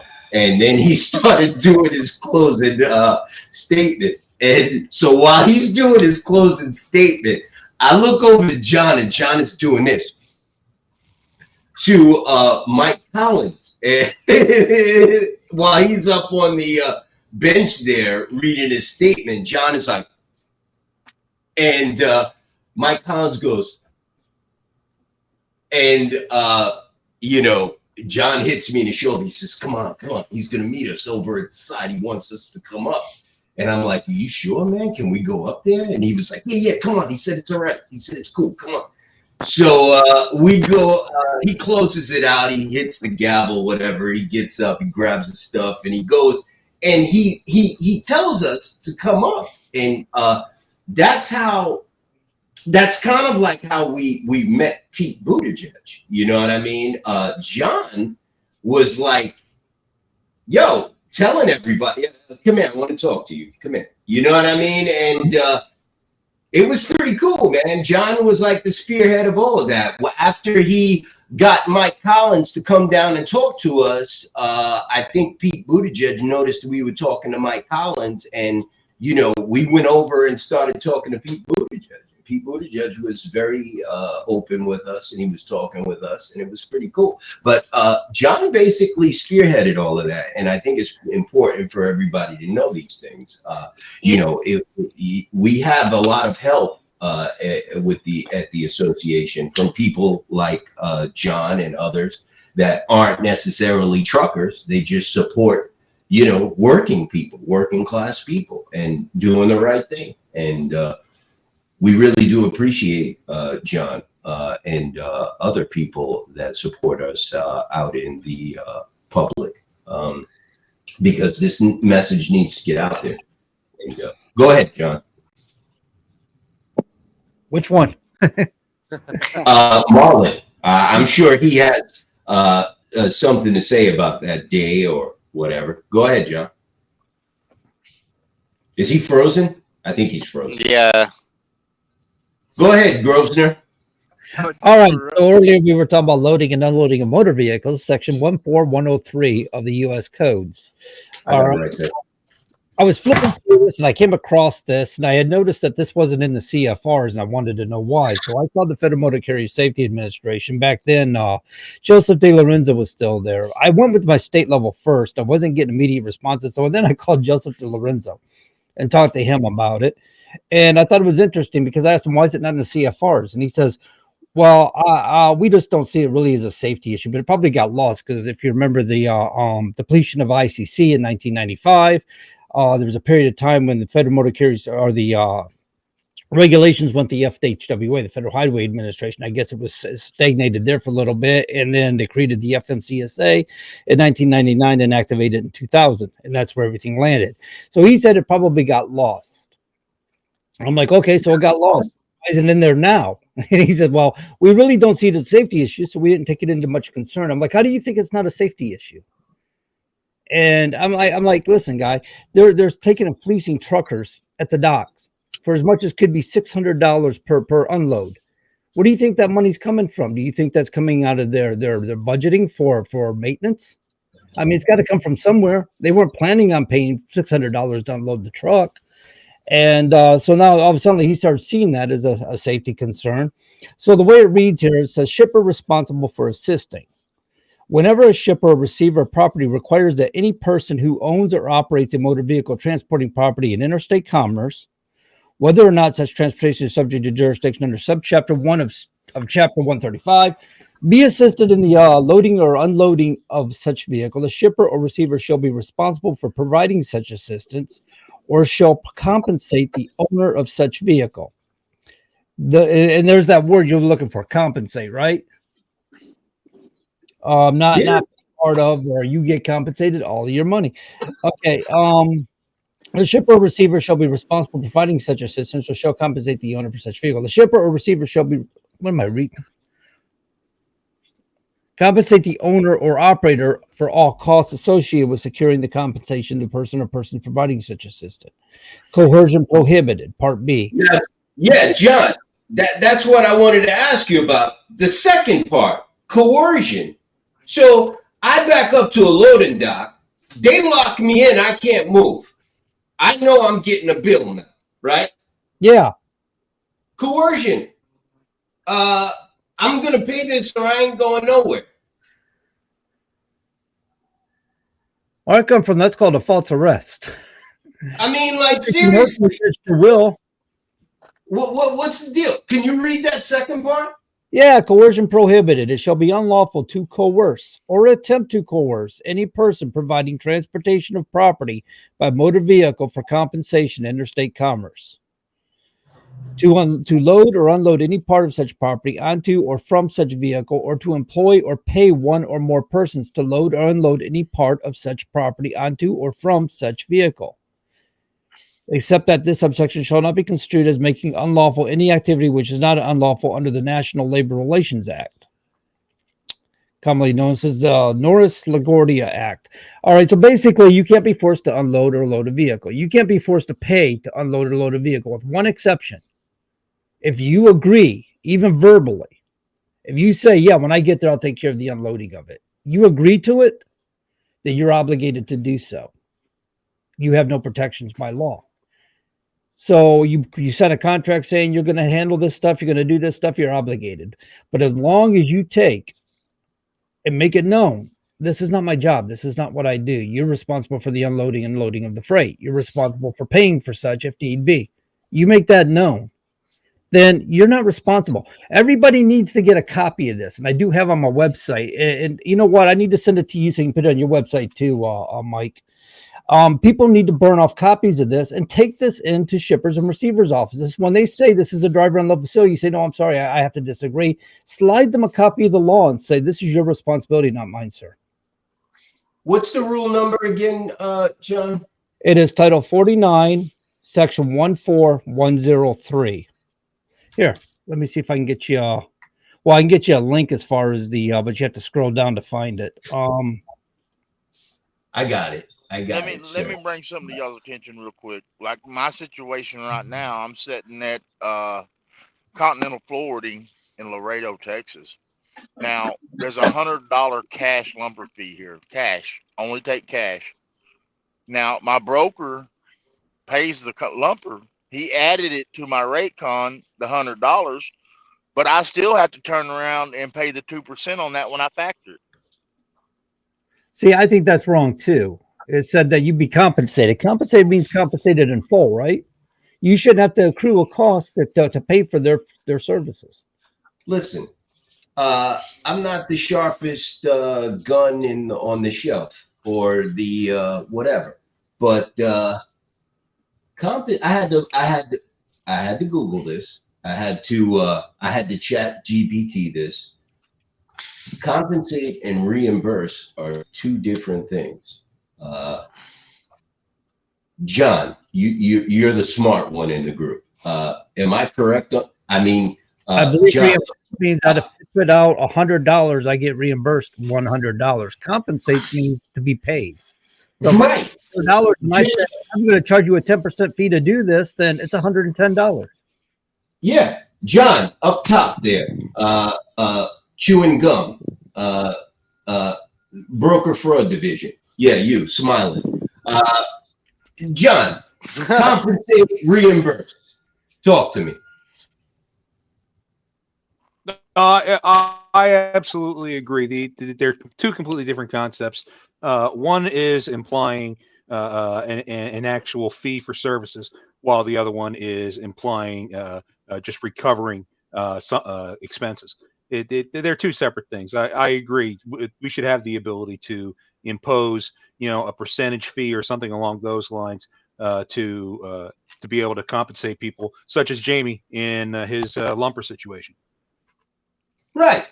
Jamie is now being asked to become an employer. He's being asked to find someone to unload this person's product off of his truck. He's being asked to become an employer. He should be compensated for that hassle. Jamie, how do you feel about it? And I think there's also an argument to be made about liability as well. What if the lumper is injured while unloading the truck? Where does the liability lie with that? Especially if he's the one that's paying the bill. What about the tax implication, John Grosvenor? What about the tax implication of this? How do you mean about the tax implication? They asked the Who's lumber in charge of services. paying Who pays the payroll tax, FICA, all that happy fun crap? If I'm paying a The business, lumber service asks you for your EIN most of the time. Oh, Even better. oh. So now the head comes up now. Oh, okay. I have to look at my lumber receipts. You know, I'm so quick to just pay them. I haven't even looked at them. I have to look at that. Really? Well, the broker has already got your EIN, brother. So now, John, doesn't that bring a new dynamic to this? I'm not Now sure. I'm an employer. Is okay if I'm paying a lumber service, they're responsible for their own taxes. But you're saying if I, as a driver, put out money for a lumber service and then they reimburse me on my paycheck, that I'm going to end up getting taxes taken out because of that against that money I already put out. They should be itemizing it and putting that as a deduction. It shouldn't be on. My whole thing, John, is who's regulating all of this? Oh, now you're into a whole new different world, brother. Yeah, like, this is millions of dollars changing hands. Here's my thought on it, y'all. Who's watching all of this? I think we need to go back and drill down on the tariffs and make our tariffs get back to a tariff for our accessories and have it binding. They need to do that. Hey, Jamie. Yeah, I hear you, brother. That would take an act of Congress. You would have to overturn. You'd have to get the Motor Carrier Act of 1980. That's what we're talking about. Wait a minute. Those laws are not off the books, though. You know, it used to be with the ICC that you have what was called rate bureaus. And the way it worked was I could put in for a tariff with the ICC, right? Now, it can be challenged by other carriers. Well, you had to have a tariff at that time, right? Huh? At that time, a tariff was not only you could put in, but it was required. But it was required. Tariffs were required back then by every trucking company, but with deregulation, only moving companies were required to still maintain a tariff. Go ahead, John. Sorry to interrupt.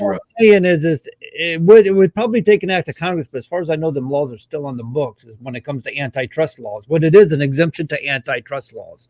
So through what is now the Surface Transportation Board, which replaces the ICC, this is how the railroad does it. The railroad does this all the time. They put in their rates and they talk about their rates and they determine fair rates and stuff through the Surface Transportation Board. This is what Jamie wants to do.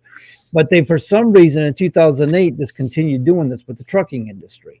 But the way the law reads is two or more carriers may determine rates and lanes as long as they do it through the board. I'm kind of paraphrasing here. I'm not reading, the law directly, but the concept is that carriers can legally come together through the Surface Transportation Board and they can determine rates. They can determine tariffs and fees. So he's not wrong. But the problem is you got to get the board to want to pick it back up again. And it may, as you said, you may have to get Congress to encourage them to kind of grease that wheel a little bit. I am looking for you guys keep the conversation going. That's what we're looking at right now, because when I get caught up, like I've been here since 2:00 last night, my appointment showed between 8 and 9 a.m. At 6 a.m., they put me in a door. I got out of the door about 10 a.m. They loaded it back on my truck because the Mexican truck hasn't come across the border yet. So still there I sat. Now, most of these brokers, especially down here in what we call Layover Laredo, they put on the rate con. No detention. No detention. Right. So basically, I'm sitting here for free. But even if they paid attention and you're in this situation anywhere in America, the broker wants to set down a rate, $40, $35, $40, $50 an hour up until 4 hours. And then you automatically, or 6 hours, then you automatically go into a layover that locks you in at anywhere. Usually it's $250 a day, $150 to $250 a day for 24 hours. And it's something that we got to come together on and fight and say, hey man, I can't set my truck here for 2 days for $300. I lose $3,000. I was gonna say they're just covering meals costs. That's all they're doing. Yeah. But you It don't cover maybe burn a little bit of fuel. it don't cover my fuel. If I had to idle my truck and my reefer and I'm on -10 on my reefer and it's hot, my reefer uses a gallon of fuel an hour, my truck uses a gallon of fuel an hour idling. So that's 2 gallons of fuel an hour. Right now, we'll say $7 an hour. If I ended up setting 48 hours or 24 hours, the money they provide on the layover doesn't even cover my fuel, much less what it costs me to survive, much less revenue loss. So That's a fact. let me ask you this: what is a rate con? Rate means a rate confirmation, right? Correct. So but it's a contract, is it not? So basically, your contract is a contract. rate con. Where's your contract as a carrier? We Don't you don't have get one? none. We don't get none. So if you go direct shipping, if you go to a shipper and say, listen, I want a contract with you and this is what I got, and you're writing up a contract, you put all these in here, right? You put your accessorial charges, you put all your fees, your cost, anything that's associated with the cost of doing business. Why are we taking loads from brokers and they're dictating the rates to us? Let me ask you guys, John, that goes back to, hold on, Mike, that goes back to exactly what we've been saying all along, that brokers have moved out of the realm of being intermediaries to now they're contractors because they control the contracts. Exactly. So when do we take it back? When do we take back as a trucking industry? When do we take it back and say, no, listen, these are my rates. In order for me to do business and be profitable, this is what I have to get. Well, isn't that what we educated them on, Mike? Didn't Krista Cinnamon's staffer look at those contracts, what we were signing your rights away for 149 CFR 149, right? He Yes, said sir. these were illegal. Yes, sir. There was actually 2 contracts there that were illegal. And also, Yeah. you know, John, what you're talking about is a contract to that from that employer to you. Now, yeah, that goes in a total labor way. Like, you know, realistically, John, do you know how he's paying him? Whether he's paying him as a 1099 or a company driver, right? There's 2 different things there. So all this labor and insurance mechanism, man, that is there. If this would never stand in the construction industry, you would never get anything done. Right? Well, you I'm never just saying. you go to business as a contractor in the construction industry if you did this. If you didn't look at the who you're doing business with and set your rates and determine your cost, you'd be out of business in no time. Lumber ain't cheap. I want to So show that's you what guys something. go ahead, Mike. I'm going to share my screen. Jamie, I think you might find this one interesting. Has anyone ever seen a tariff? I don't know. I've got a tariff, Jennifer. Okay. Yeah, I've seen tariffs. I've used a tariff ever since I found out about one with Jennifer, and she's built me 2 tariffs, one for the last company I was managing and one for our company here. I asked her for one, but she never gave me one. Oh, Well, when you only work part-time, I didn't think you needed one. I want you guys to see my tariff. I only work part-time because they don't want to pay. They won't give me my rate. Look, your wife's having to order a new couch because your butt print's in one cushion. She can't get it out anymore. Well, we get back down to the facts of it. I don't think he was out of money. I think his wife said he had to go.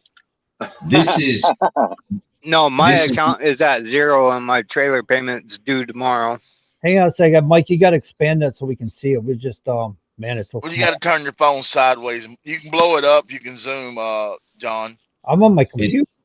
it's Oh, not okay, on well, my. maybe you can. Yeah. I can expand. This is my tariff. This tariff is 16 years old, I believe. It's pretty old. This is from the fort. This is July 3rd, 2014. I got this tariff. It's old. This tariff was created by none other than James Lamb of SBTC. He was not SBTC at the time. He was come see me if you need a tariff, man. So as you could see, all of my charges are here in this tariff. This is what the DOT asks for when you are in moving, So because they want to be able to match your charges with your tariff, whatever you charge a customer with your tariff. if you want to see one for the freight side, you can just Google motor carrier rules tariff and hit enter, and all of these companies' websites will pop up where their tariffs are posted on their websites, and you can check out, Anderson Trucking. There's I mean, that's the first one that came up. PLS, Schneider, they're all there. AAA Cooper, R&L, and they'll has all their tariffs out there. Old Dominion. You just go look at any of them. My whole point to showing you guys this is I want you to see the difference of why household goods is better than property. We charge for everything, as you could see, and we are legally allowed to do that. As you could see, we have all types of fees that we can add to a bill legally and charge for. So you've got extra distance carry charges. We'll give you 75 feet for free, but after that, $75 is applied for to the bill of lading, 50-foot distance or any portion thereof for that. Stair carry charge. We'll give you 8 steps for free. After that, there's a charge. Elevator handling charge.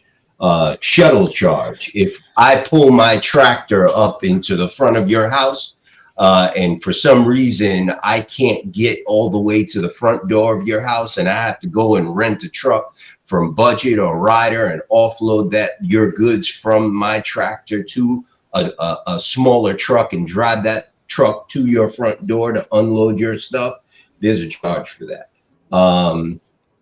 This says $150 per truck, $98 an hour.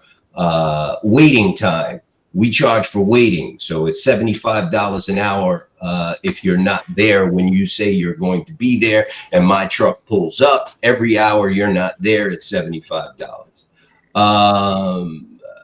We've got all types of charges here. If you want to know layover charges, there shall be a $350 overnight storage charge if the shipper requires use of the carrier's vehicle overnight. Should the shipper require storage in transit, the provisions of item 450 shall apply. That's a total nother charge. Fuel surcharges are in here. Hey, Mike, when you have a movie like this, and they pay you before you unload their goods or whatever. But then what happens when you have that? Like, if there's some things that come up along the way, do you have like a deposit they've made or whatever that you pull from before you return it to them, or? We take a percentage of the fee up front, similar to your guys. Like, say you get a fuel allowance up front or whatever, it's similar. We take a percentage up front. So we'll get, say the bill is $10,000 to move you from New Jersey to Florida. We'll ask for, say, $4,000 or $5,000 up front, and you pay the balance at delivery, and you don't get your stuff until the balance is paid in full. That's exactly the way we do it. We do 40% fuel advance if we need it, if we want it, 40% on a fuel advance. And then if it's COD, we do 50 up front and 50 before we even unseal our trailer.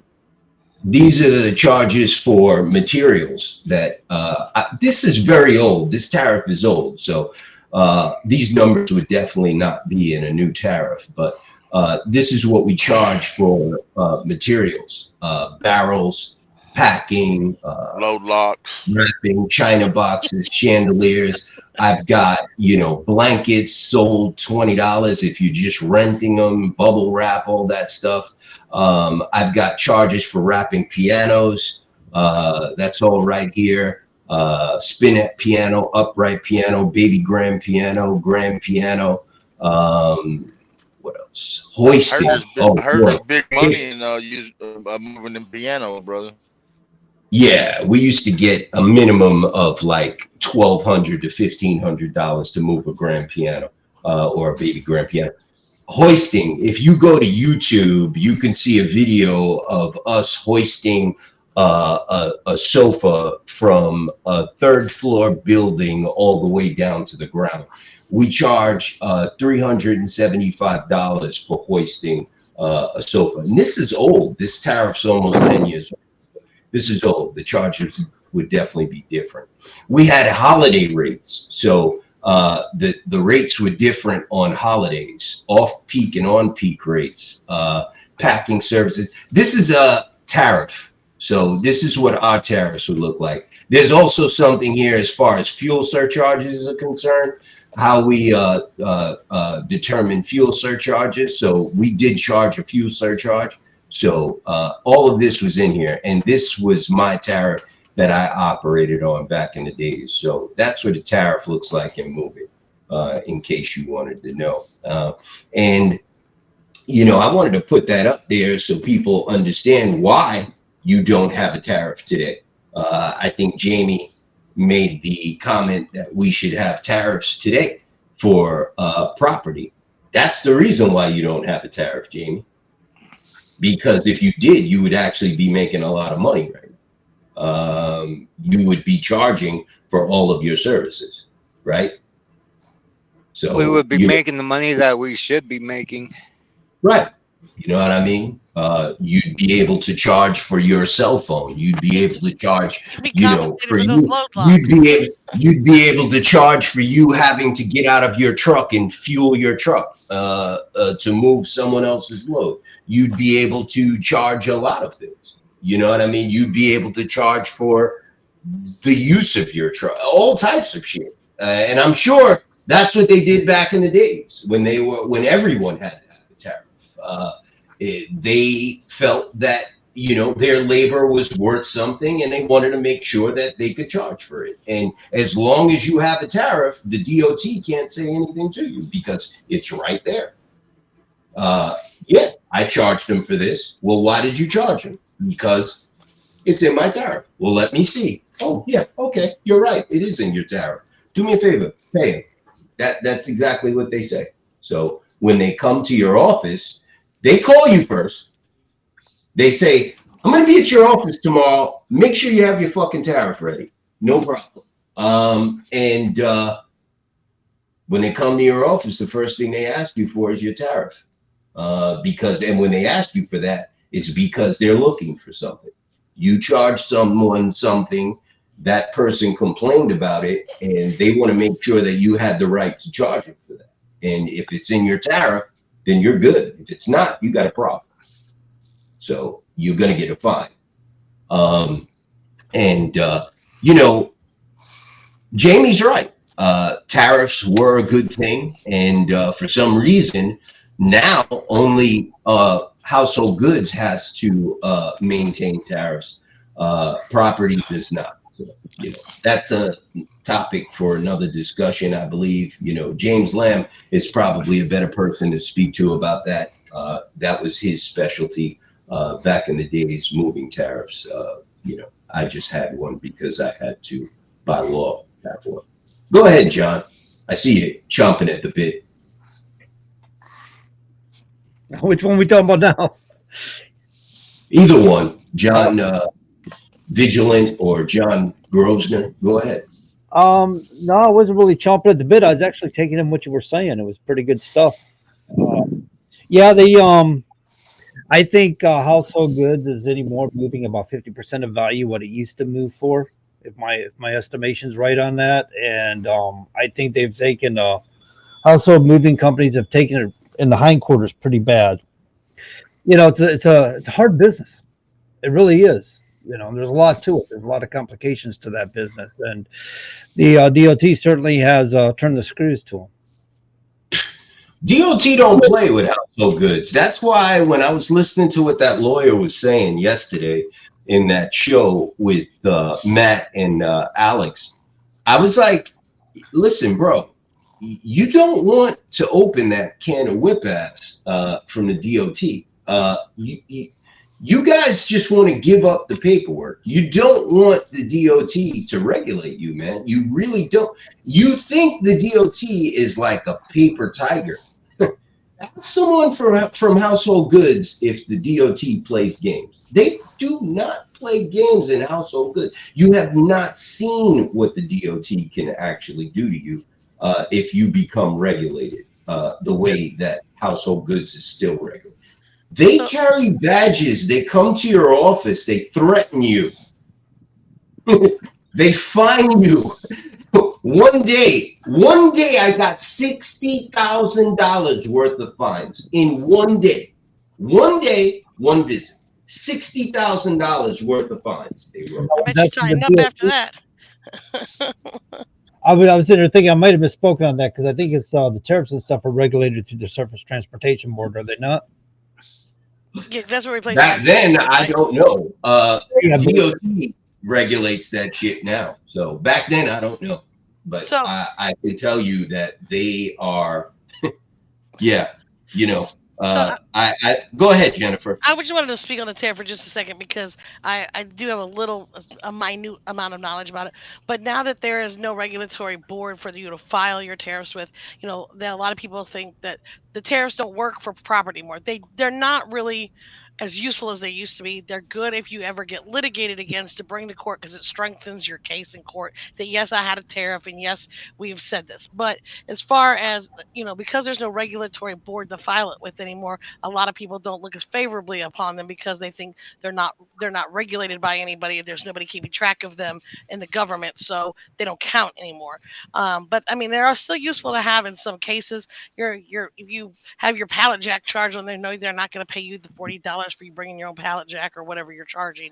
But if you go to court and you have a tariff in place and, you know, it has your detentions and layover in it and it wasn't negotiated beforehand in the rate con or whatever, then a lot of times that's upheld in the court because you had the tariff and that's a governing document of the load. Can we get tariffs to cover load locks? Can we get some tissues on aisle 4 for load lock? Yeah, unfortunately, no. Hey, that's one of my pet peeves, man. That is one of my pet peeves, and it's something that will run me. I almost got in a fist fight up in Michigan over my load locks.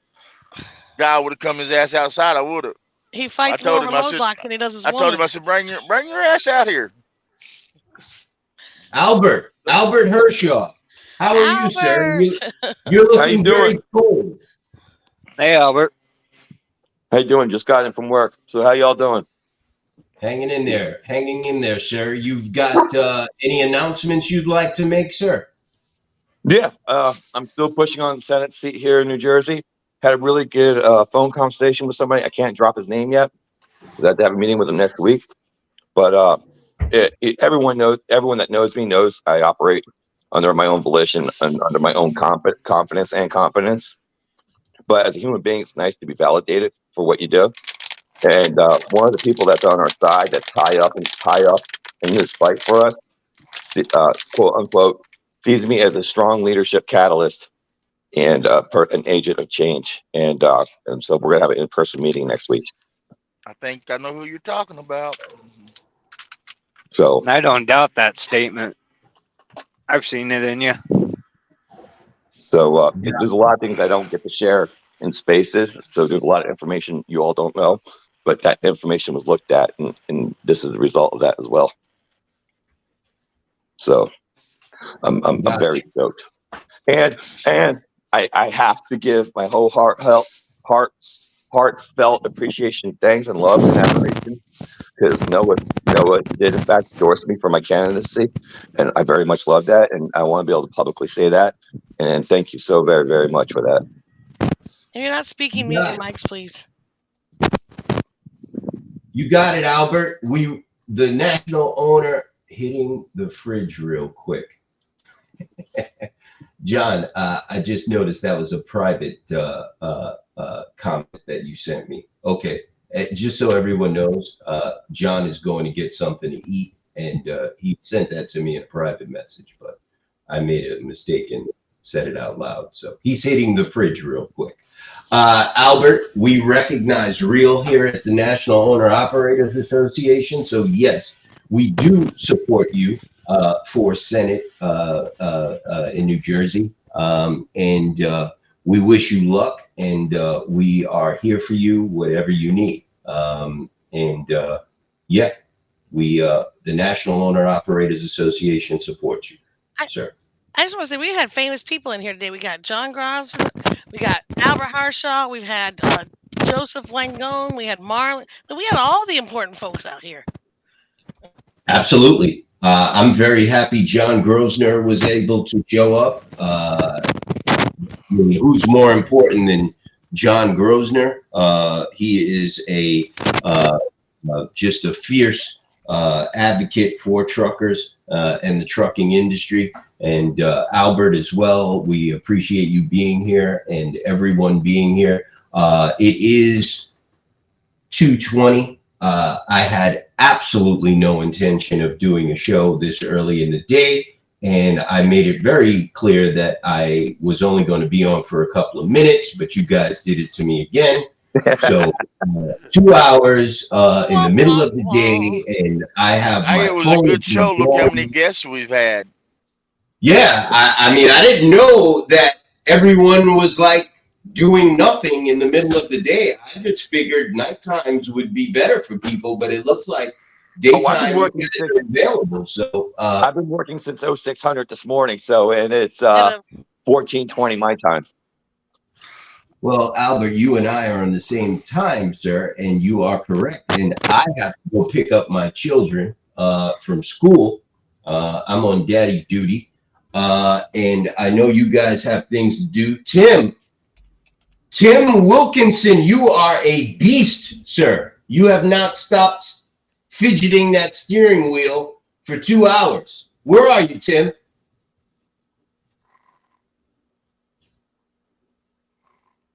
He's lost. Hey, He's on the phone. Mike, He's the mouse moving. since we got everybody in the room, can I just say something real quick? Go ahead, sir. Just so everyone knows, not just this endorsement, but even without it, I've been advocating for transportation reform, not just advocacy for the Transparency Act, but the need for modernization, and not just with the FCA, but also with the MAT 21, the TEA, and the FRTs, right? So I've been building a national coalition with people running for different senates and different congressional levels, so that we have people on both sides, in the upper and lower, hand in hand on this fight, so that when we do get in office, that we in fact can make that change and get it modernized and get all the interested parties together and hash this law out and get the final right. So this is a coalition we've been building up for months, and we're going to keep building it, because we don't need to just have the coalition. We need to have the numbers to actually make it happen. Give this guy a You know, Albert, I appreciate that. Jennifer, just 1 second. If anyone has an email addresses, websites, anything you want to put on the screen, please put it up here so I can get it up here so people can write it down or record it so they can get in contact with you later, because I need to close the show down. Albert, if you have a new campaign website or anything like that, please let me get it up here on the screen, because I'm freezing my balls off right now and I want to get the hell out of this office, and I got to get off this computer. You guys got me again. 2 hours. No show tonight. Okay. Hey, I got something I need to put out here real quick, y'all. Joseph's last name, just so y'all pronounce it correctly, is Langone. He's like Italian. Langone. So wait a minute. The E's not silent. No, it's Langone. I apologize. One more thing. Well, no, I just want to set it straight so we get it right. One more thing. Don't forget, we got that meeting is at 3:00 Pacific Standard Time. With that, okay. I don't know if y'all have seen it, but Vivek Ramaswamy, the presidential candidate, is going to be at Iowa 80 speaking on trucking issues. He's supposed to be meeting with CDLDU at Iowa 80 truck stop. I believe it's on the 21st or the 23rd, Iowa 80. So if you're up there, get by there and see what this guy has to say. Trucking right now is getting a lot of attention. deservingly so, because we've got real problems. So let's see what these people have to say. I mean, we see what Trump has to say. We see the government working on it. We see people running for office getting behind us and addressing the issue. So it's showing the population that there is actually an issue, that this just ain't a few people crying about rates, that there's issues in the transportation industry. We need to pay attention to that. Share, Absolutely. share. Everything we put up, I know you can't share from the Facebook page, but you can copy it. Go to the 3 dots, copy it, post it anywhere you like. Post it everywhere, far and wide. The more eyes on this and the more eyes on what we're putting out, the content we're putting out, which is truth, the better we are. It's important that we get it out. We're not putting it out there just for the people in the group. We're putting it out for America to see, so they know there's a problem, so we can get the support we need to get the change we need. And I'll park it there. You know what, Jamie, I appreciate you. Well, hold on one second. John, I would have said that you went to go take a shit. That's probably what I would have said. And we have another prestigious guest here. Mr. James Lamb has just graced us with his presence. James, are you there? Now you're here 3 hours, brother. Yeah, I'm here. Hold on. I'm leaving. My co-host is taking over. Chris. Yeah, Bennett. I was just going to tell you, go get your kids and I'll take over. I always have a contingency plan. I'm like chess, bro. This ain't checkers. I'm steps ahead. I can leave. Chris got the show, bro. Mr. Lamb, how are you, sir? I am doing well. How are you, Michael? Hey, I'm doing excellent now that I hear that. If you guys don't mind, I am going to throw the mic over to James because I'm sure he has a lot of things he wants to talk about. Go ahead, James. Yeah, so, we issued a Facebook Live today, this morning. I had been doing some reading on some things, and somebody had sent me one of these. I don't know what the woman's name is, but she's one of those mother trucker kind of podcasters on YouTube or whatever that's kind of trying to be like Alex. And so, I had you talking about Miranda? I think that's her name. Yeah. So she did something within the last day or two, and somebody sent it to me, and so I watched it, and then I wound up getting all pissed off that all this misinformation is. I was on my way to the gym, and I'm like, you know what? I'm going to take 10 minutes, and I'm just going to do a Facebook Live. So, that's out there, and it's on Trucker Lives Matter, and so you guys probably saw it by now. So, it's not that long. But so, the basic, notion here, there's 3 points that I try to make in that Facebook Live. And, the first one is this issue of, this, I don't even know how to say this, it's like exaggeration, or, it's kind of like, I forget exactly what the word is I'm looking for, but it's this concept of TQL was raided, and Dakota says they were raided, and no one actually showed up, and it was a lie, and all this stuff. And of course, I'm the one who went on Mother Trucker, and I'm the one who said it's my understanding that that they showed up at TQL's office because that was the plan that we were told that FMCSA was following. And so I spelled the whole thing out in the Facebook Live for everybody to see. So we're clearing things up. And, ultimately it's, on Monday, she puts in the complaint again through their database after she had already sent a letter to the secretary on October 31st. So on Monday of that week. And then on Tuesday, now they've received it. They're talking to our attorney, Lauren Sochi, as her attorney, as an SBTC member.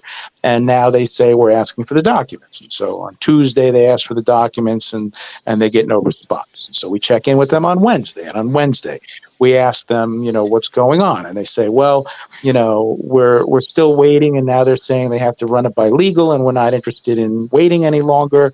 And so if we don't get them by the end of the day, then we're going in. we're going to send somebody, a person from the Ohio field office to go knock on their door and to say, we're here to collect the documents. And so that was the understanding we had in the plan. And then when the documents were produced the next day, well, it's the next day. So we all assumed that they went down and they got them. And so it's unclear whether they finally came back at them on Wednesday or Thursday morning before they went or what. But the whole point of this is, what difference does it make about whether they went in?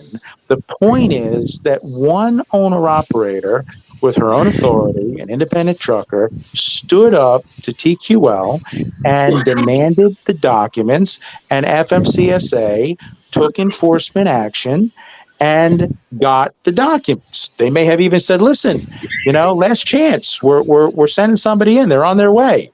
And then they said, here you go. We don't know. It's that telephone game, but the point is that everything is true in the context of, of the enforcement action happened. She got the documents, and then these guys are playing games with her. It's these same guys, Alex Lockey and, Kevin Rutherford, all busting chops. Why won't she show the documents?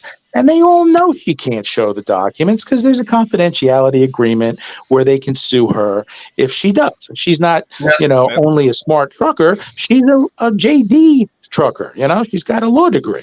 So, these guys are like trying to, induce her to violate the contract, criticize her for not showing the records as if she has an obligation to them.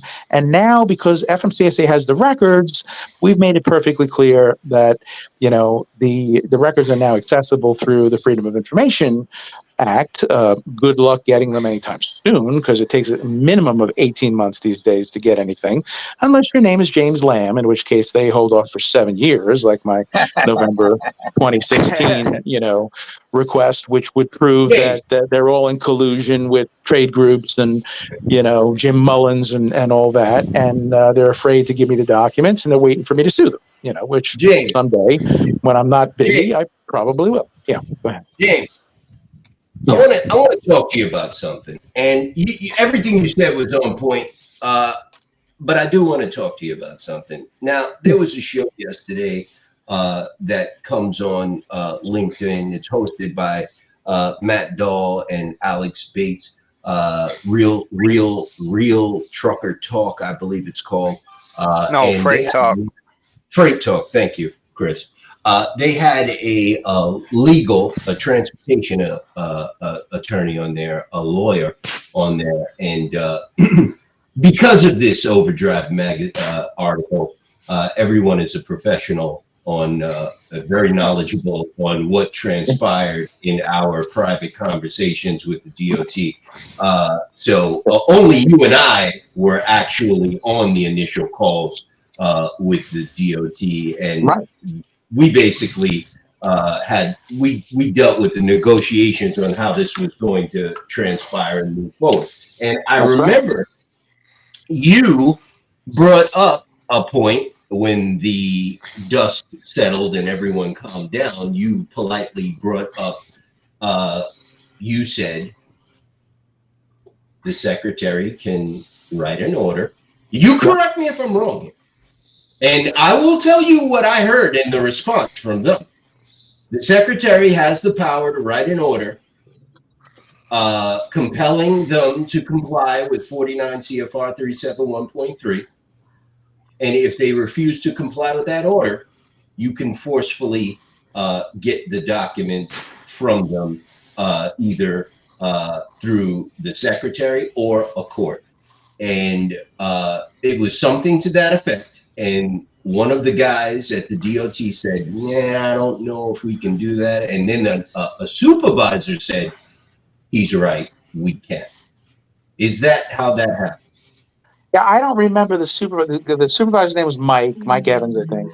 And Deshaun was the original guy. And so there were two separate calls, as I recall. First with Deshaun, and then you called me back and you had both of them on the line. And Mike, but Mike seemed to be non-committal as far as I remember.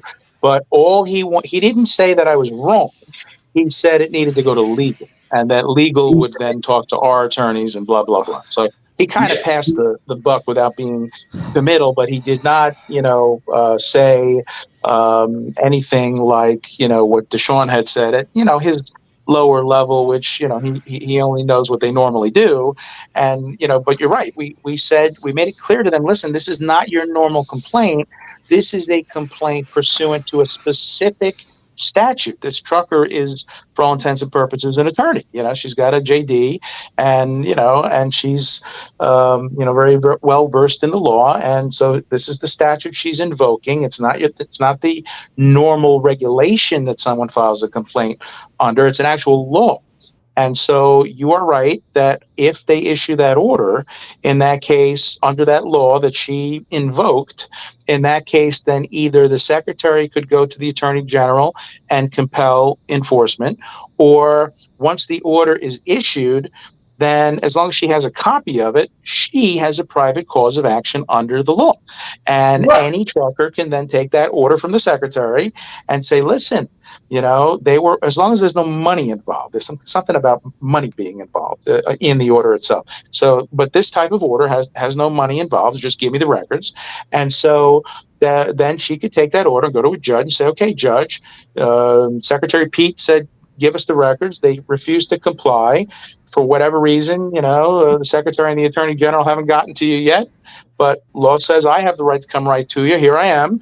And now I want you to issue an order. And then it goes from a executive level administrative agency order into a court order. And then if they don't comply, then it's, arguably contempt of court.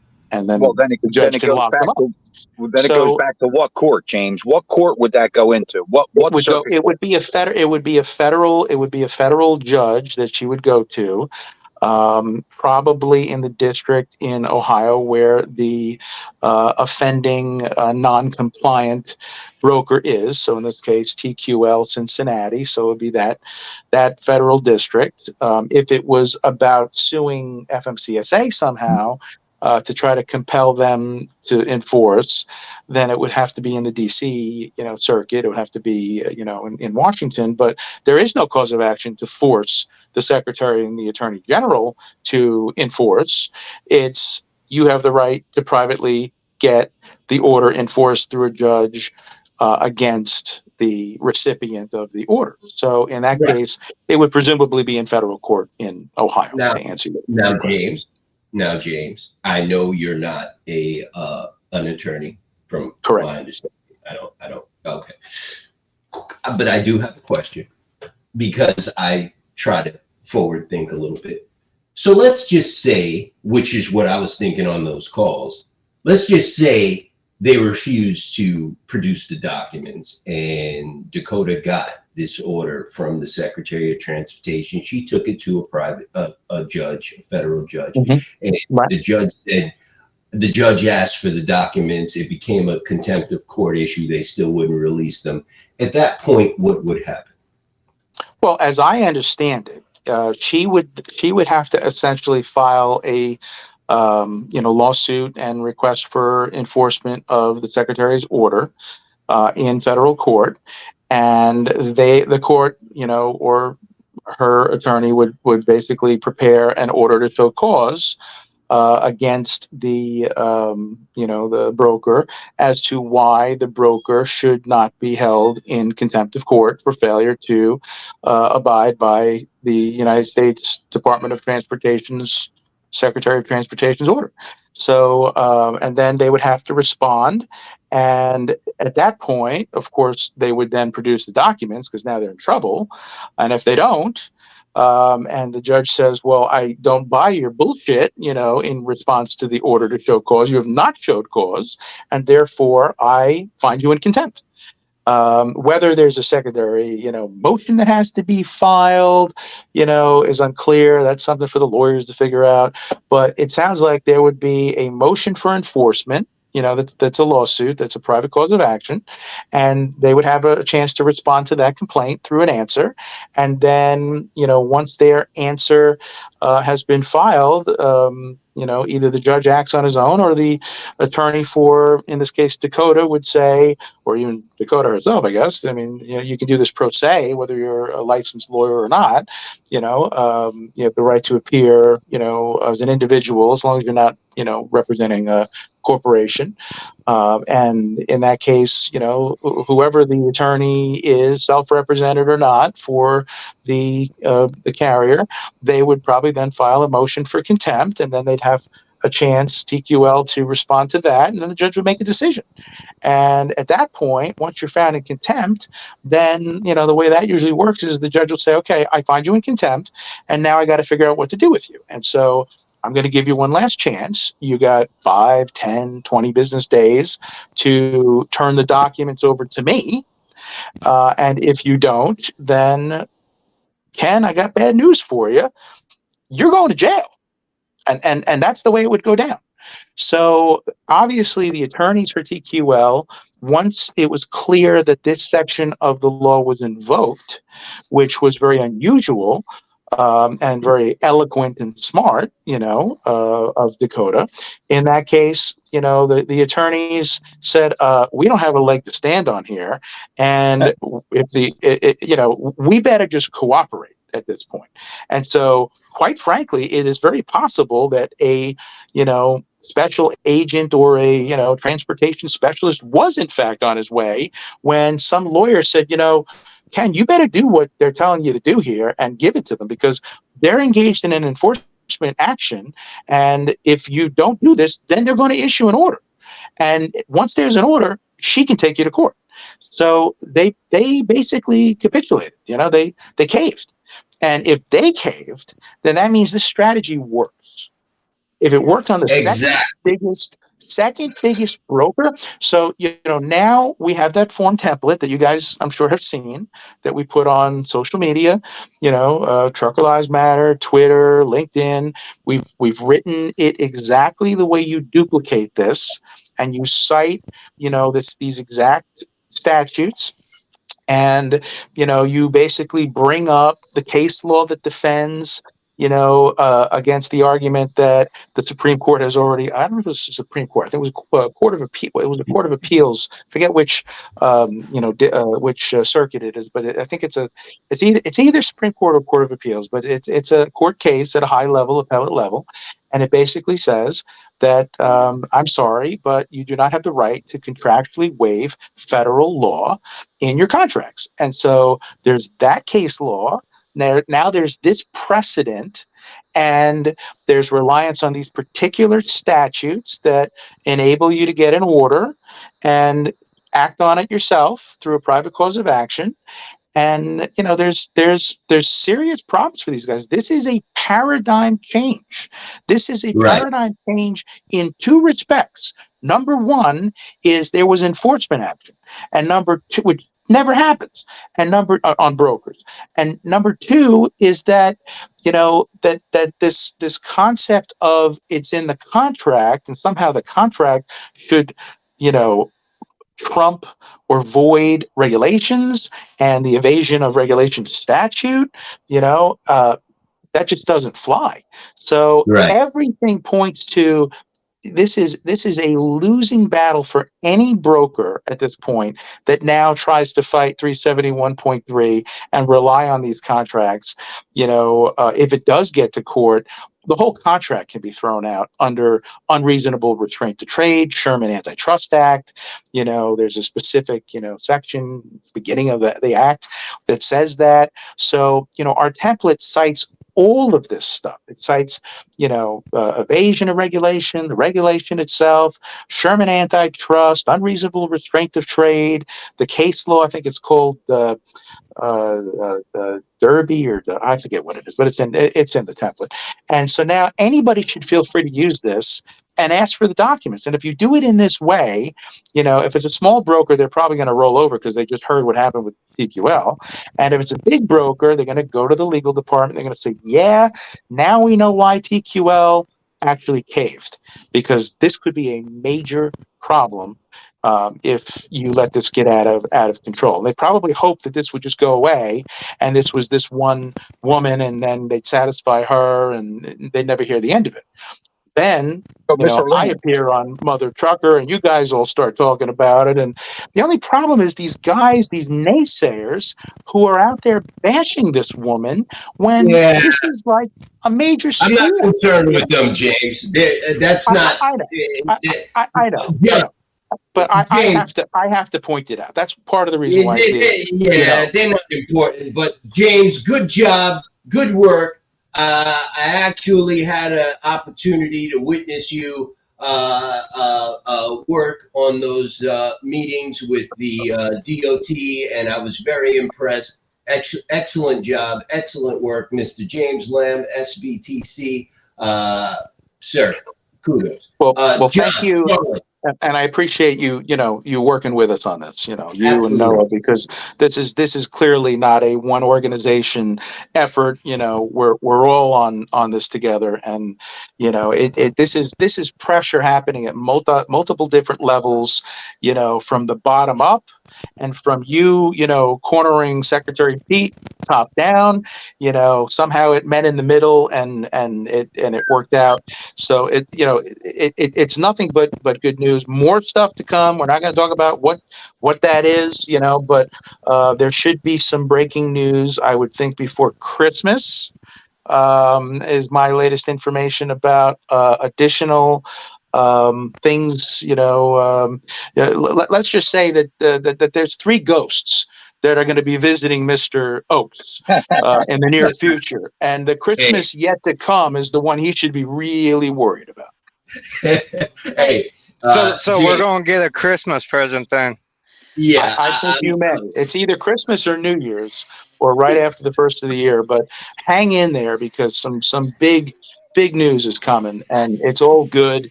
And this is a snowball. I don't know that we're going to speed up the rulemaking, as a result of this, but this is multi-pronged approach, and this is the dawn of a new day. It's a new paradigm. These waivers have been declared as unenforceable by FMCSA because they said, we don't care you have the waiver, give us the documents anyway, and they enforce it. So now everybody should be asking for documents. And let me say one more thing, Mike, before I forget, because this is also in the template document, and it's worth all your listeners to keep this in mind. If you go to somebody at FMCSA, some people don't necessarily go to the main database complaint system. I had somebody the other day go to Texas field office, and not everybody in FMCSA is on the same page. The left hand doesn't always know what the right hand's doing, right? So the point here is that you have to articulate that this is now a precedent.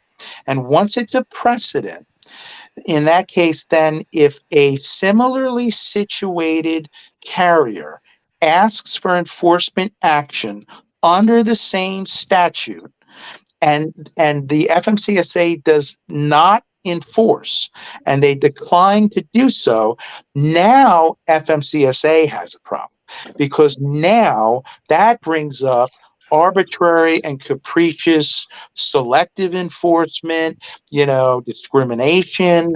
There's all sorts of problems there. Now that person that's similarly situated that did not get the documents from FMCSA, they now have a cause of action against FMCSA in terms of, the agency violating their, in the federal case, Fifth Amendment rights to due process, because they deserve equal protection of the law. Why should FMCSA help Dakota, but not, John Doe Trucking? So now, whether they like it or not, and whether they want to do it or not, now they have to do it. And they should continue to stay on this path. And Larry Minor, if you're watching this, I know you keep up with this stuff, rest assured that we're serious about this, that, this is going to come up. Keep doing the right thing. You guys did great. Whether it was a lone rogue, transportation specialist who just did the right thing, or whether this was cleared through legal, like Deshaun said, and Mike Evans said was going to have to happen. We don't know. All we know is that this was the appropriate action.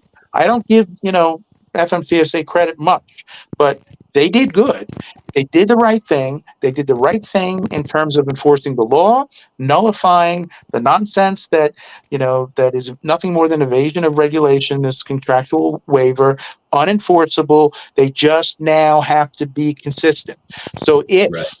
anybody, whether you are a member of NOAA or a member of SBTC or OIDA or just a member of nobody yet, hopefully you'll be a member of somebody soon because you see the value in what we're all doing.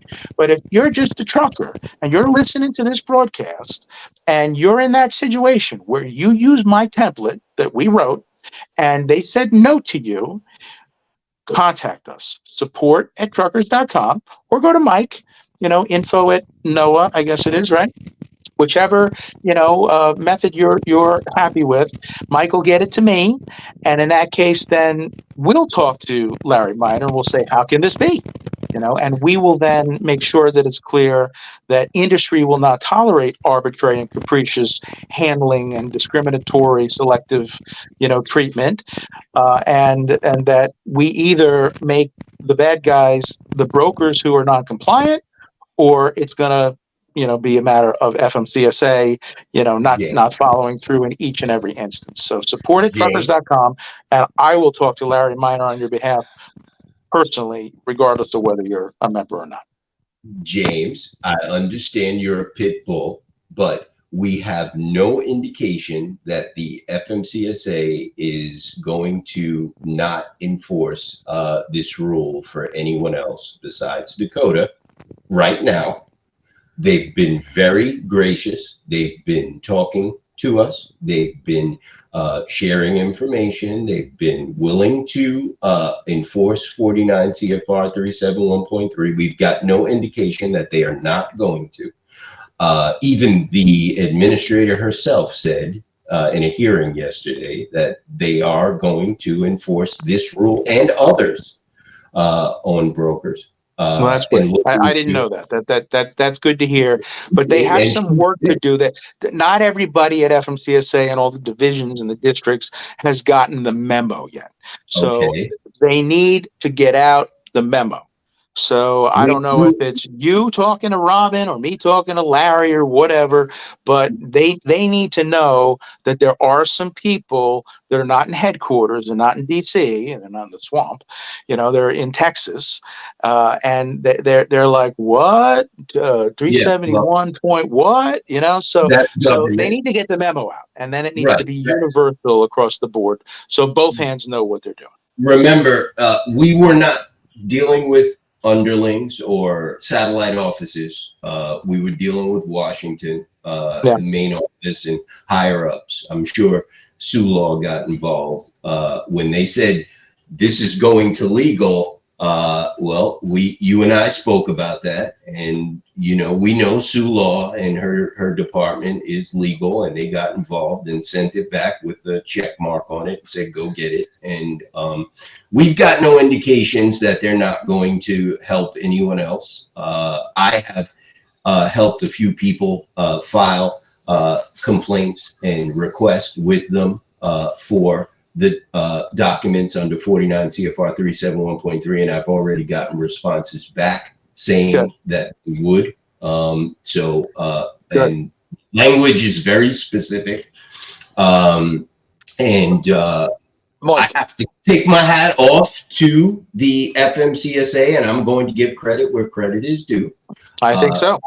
Are doing their job, and we appreciate them, and we thank them. I do. And I thank Robin Hutchinson, Pete Buttigieg, everyone for stepping up to the plate and helping us with these issues. I just want to jump in real quick here and just say, a lot of people may not have realized that there was an alliance that we have developed, prior to just recently or whatever, but let this be, a show of unity across the trucking organizations out there. Each organization has their own specific things they do or work on, or how they support their members. But together, we all are aligned on major issues and standing up for the good of the entire industry and making it better for everyone, not just the carriers, but brokers as well. I mean, we're not anti-broker. We're just anti-bad practices again.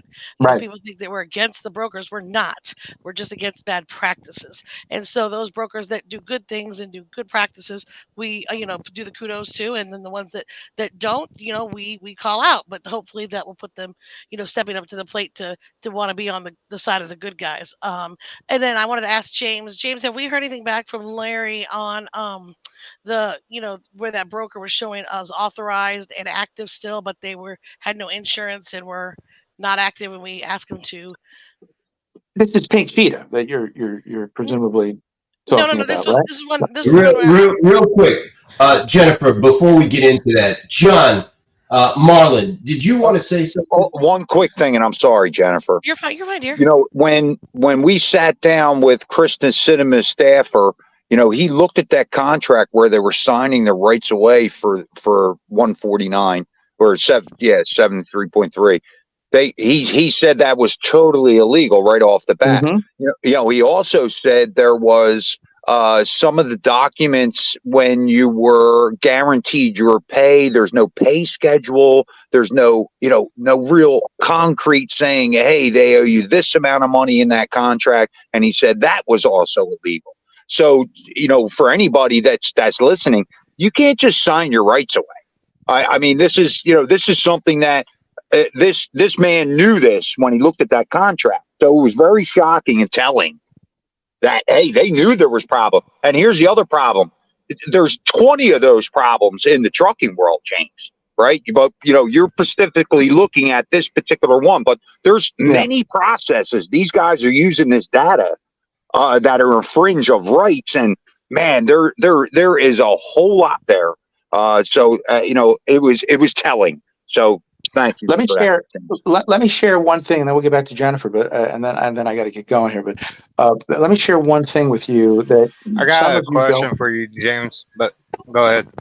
Yeah, some of you don't know. We'll get to you as well. But some of you don't know this, and someone from FMCSA, who I'm not going to name, off the record, contacted me a couple of days back while this is going on. And that person said, listen, the problem here is that because of an ALJ decision, an administrative law judge decision, we have taken the position that we really don't have any right to enforce, the orders that we issue.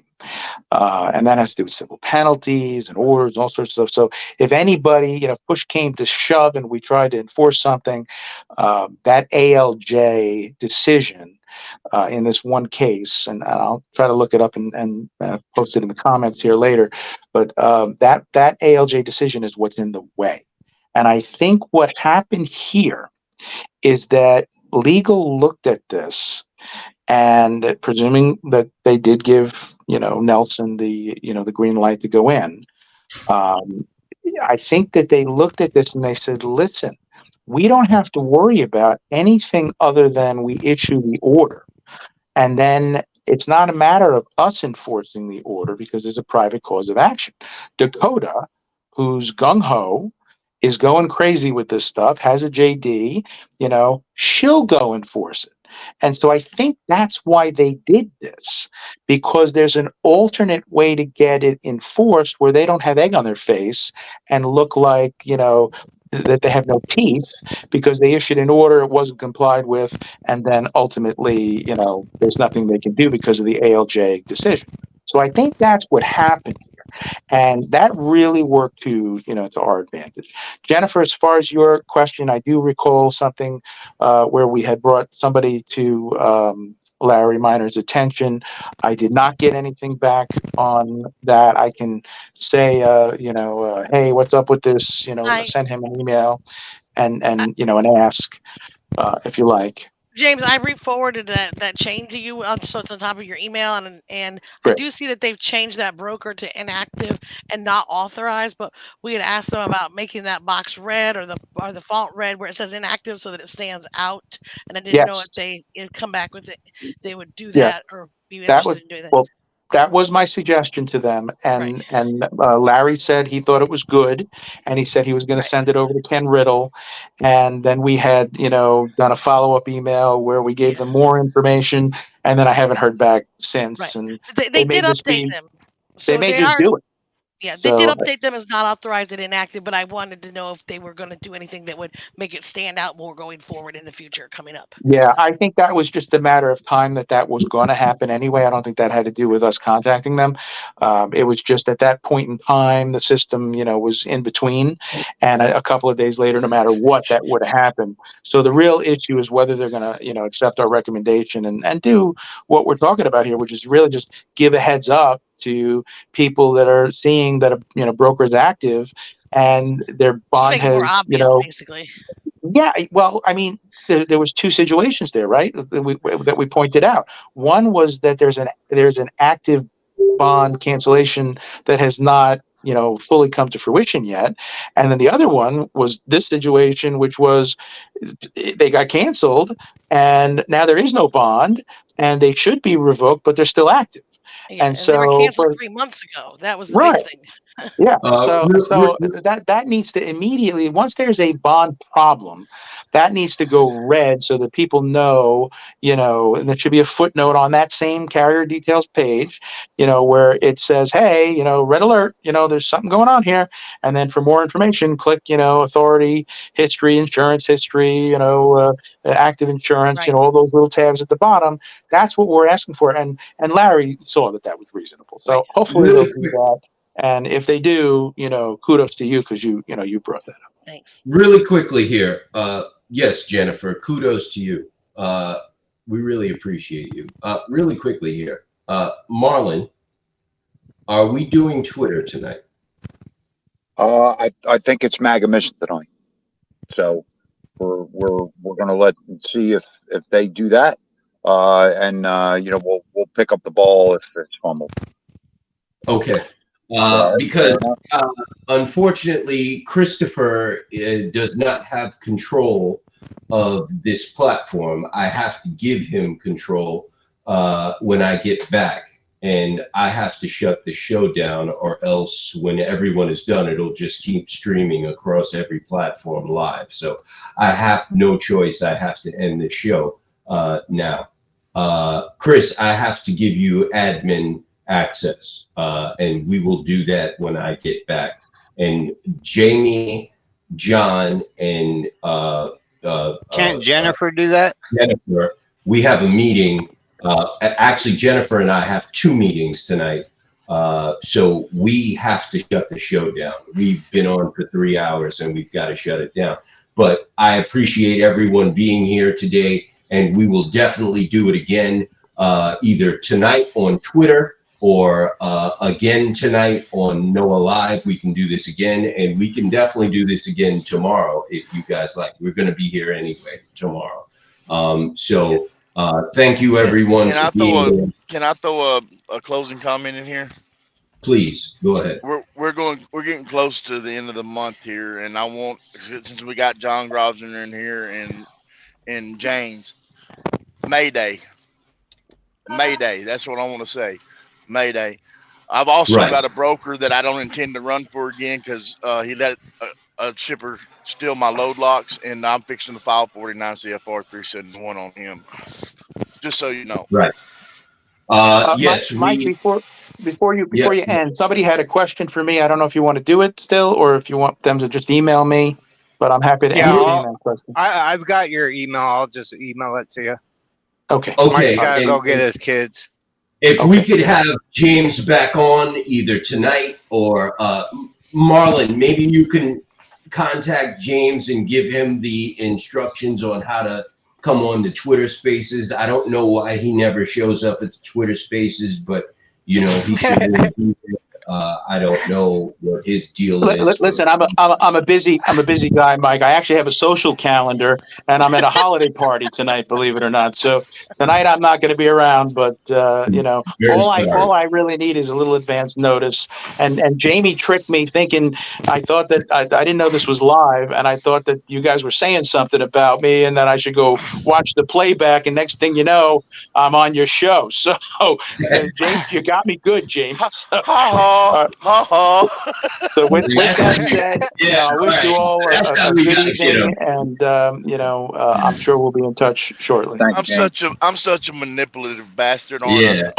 Good job, Jamie. But I love you, James. So John, that's how we get them on the show. We got to talk. We got to tell people to tell them that we're talking bad about them. Just tell me Kevin Rutherford's on the show talking about me, and I'll be there in minutes. Hey, don't you worry.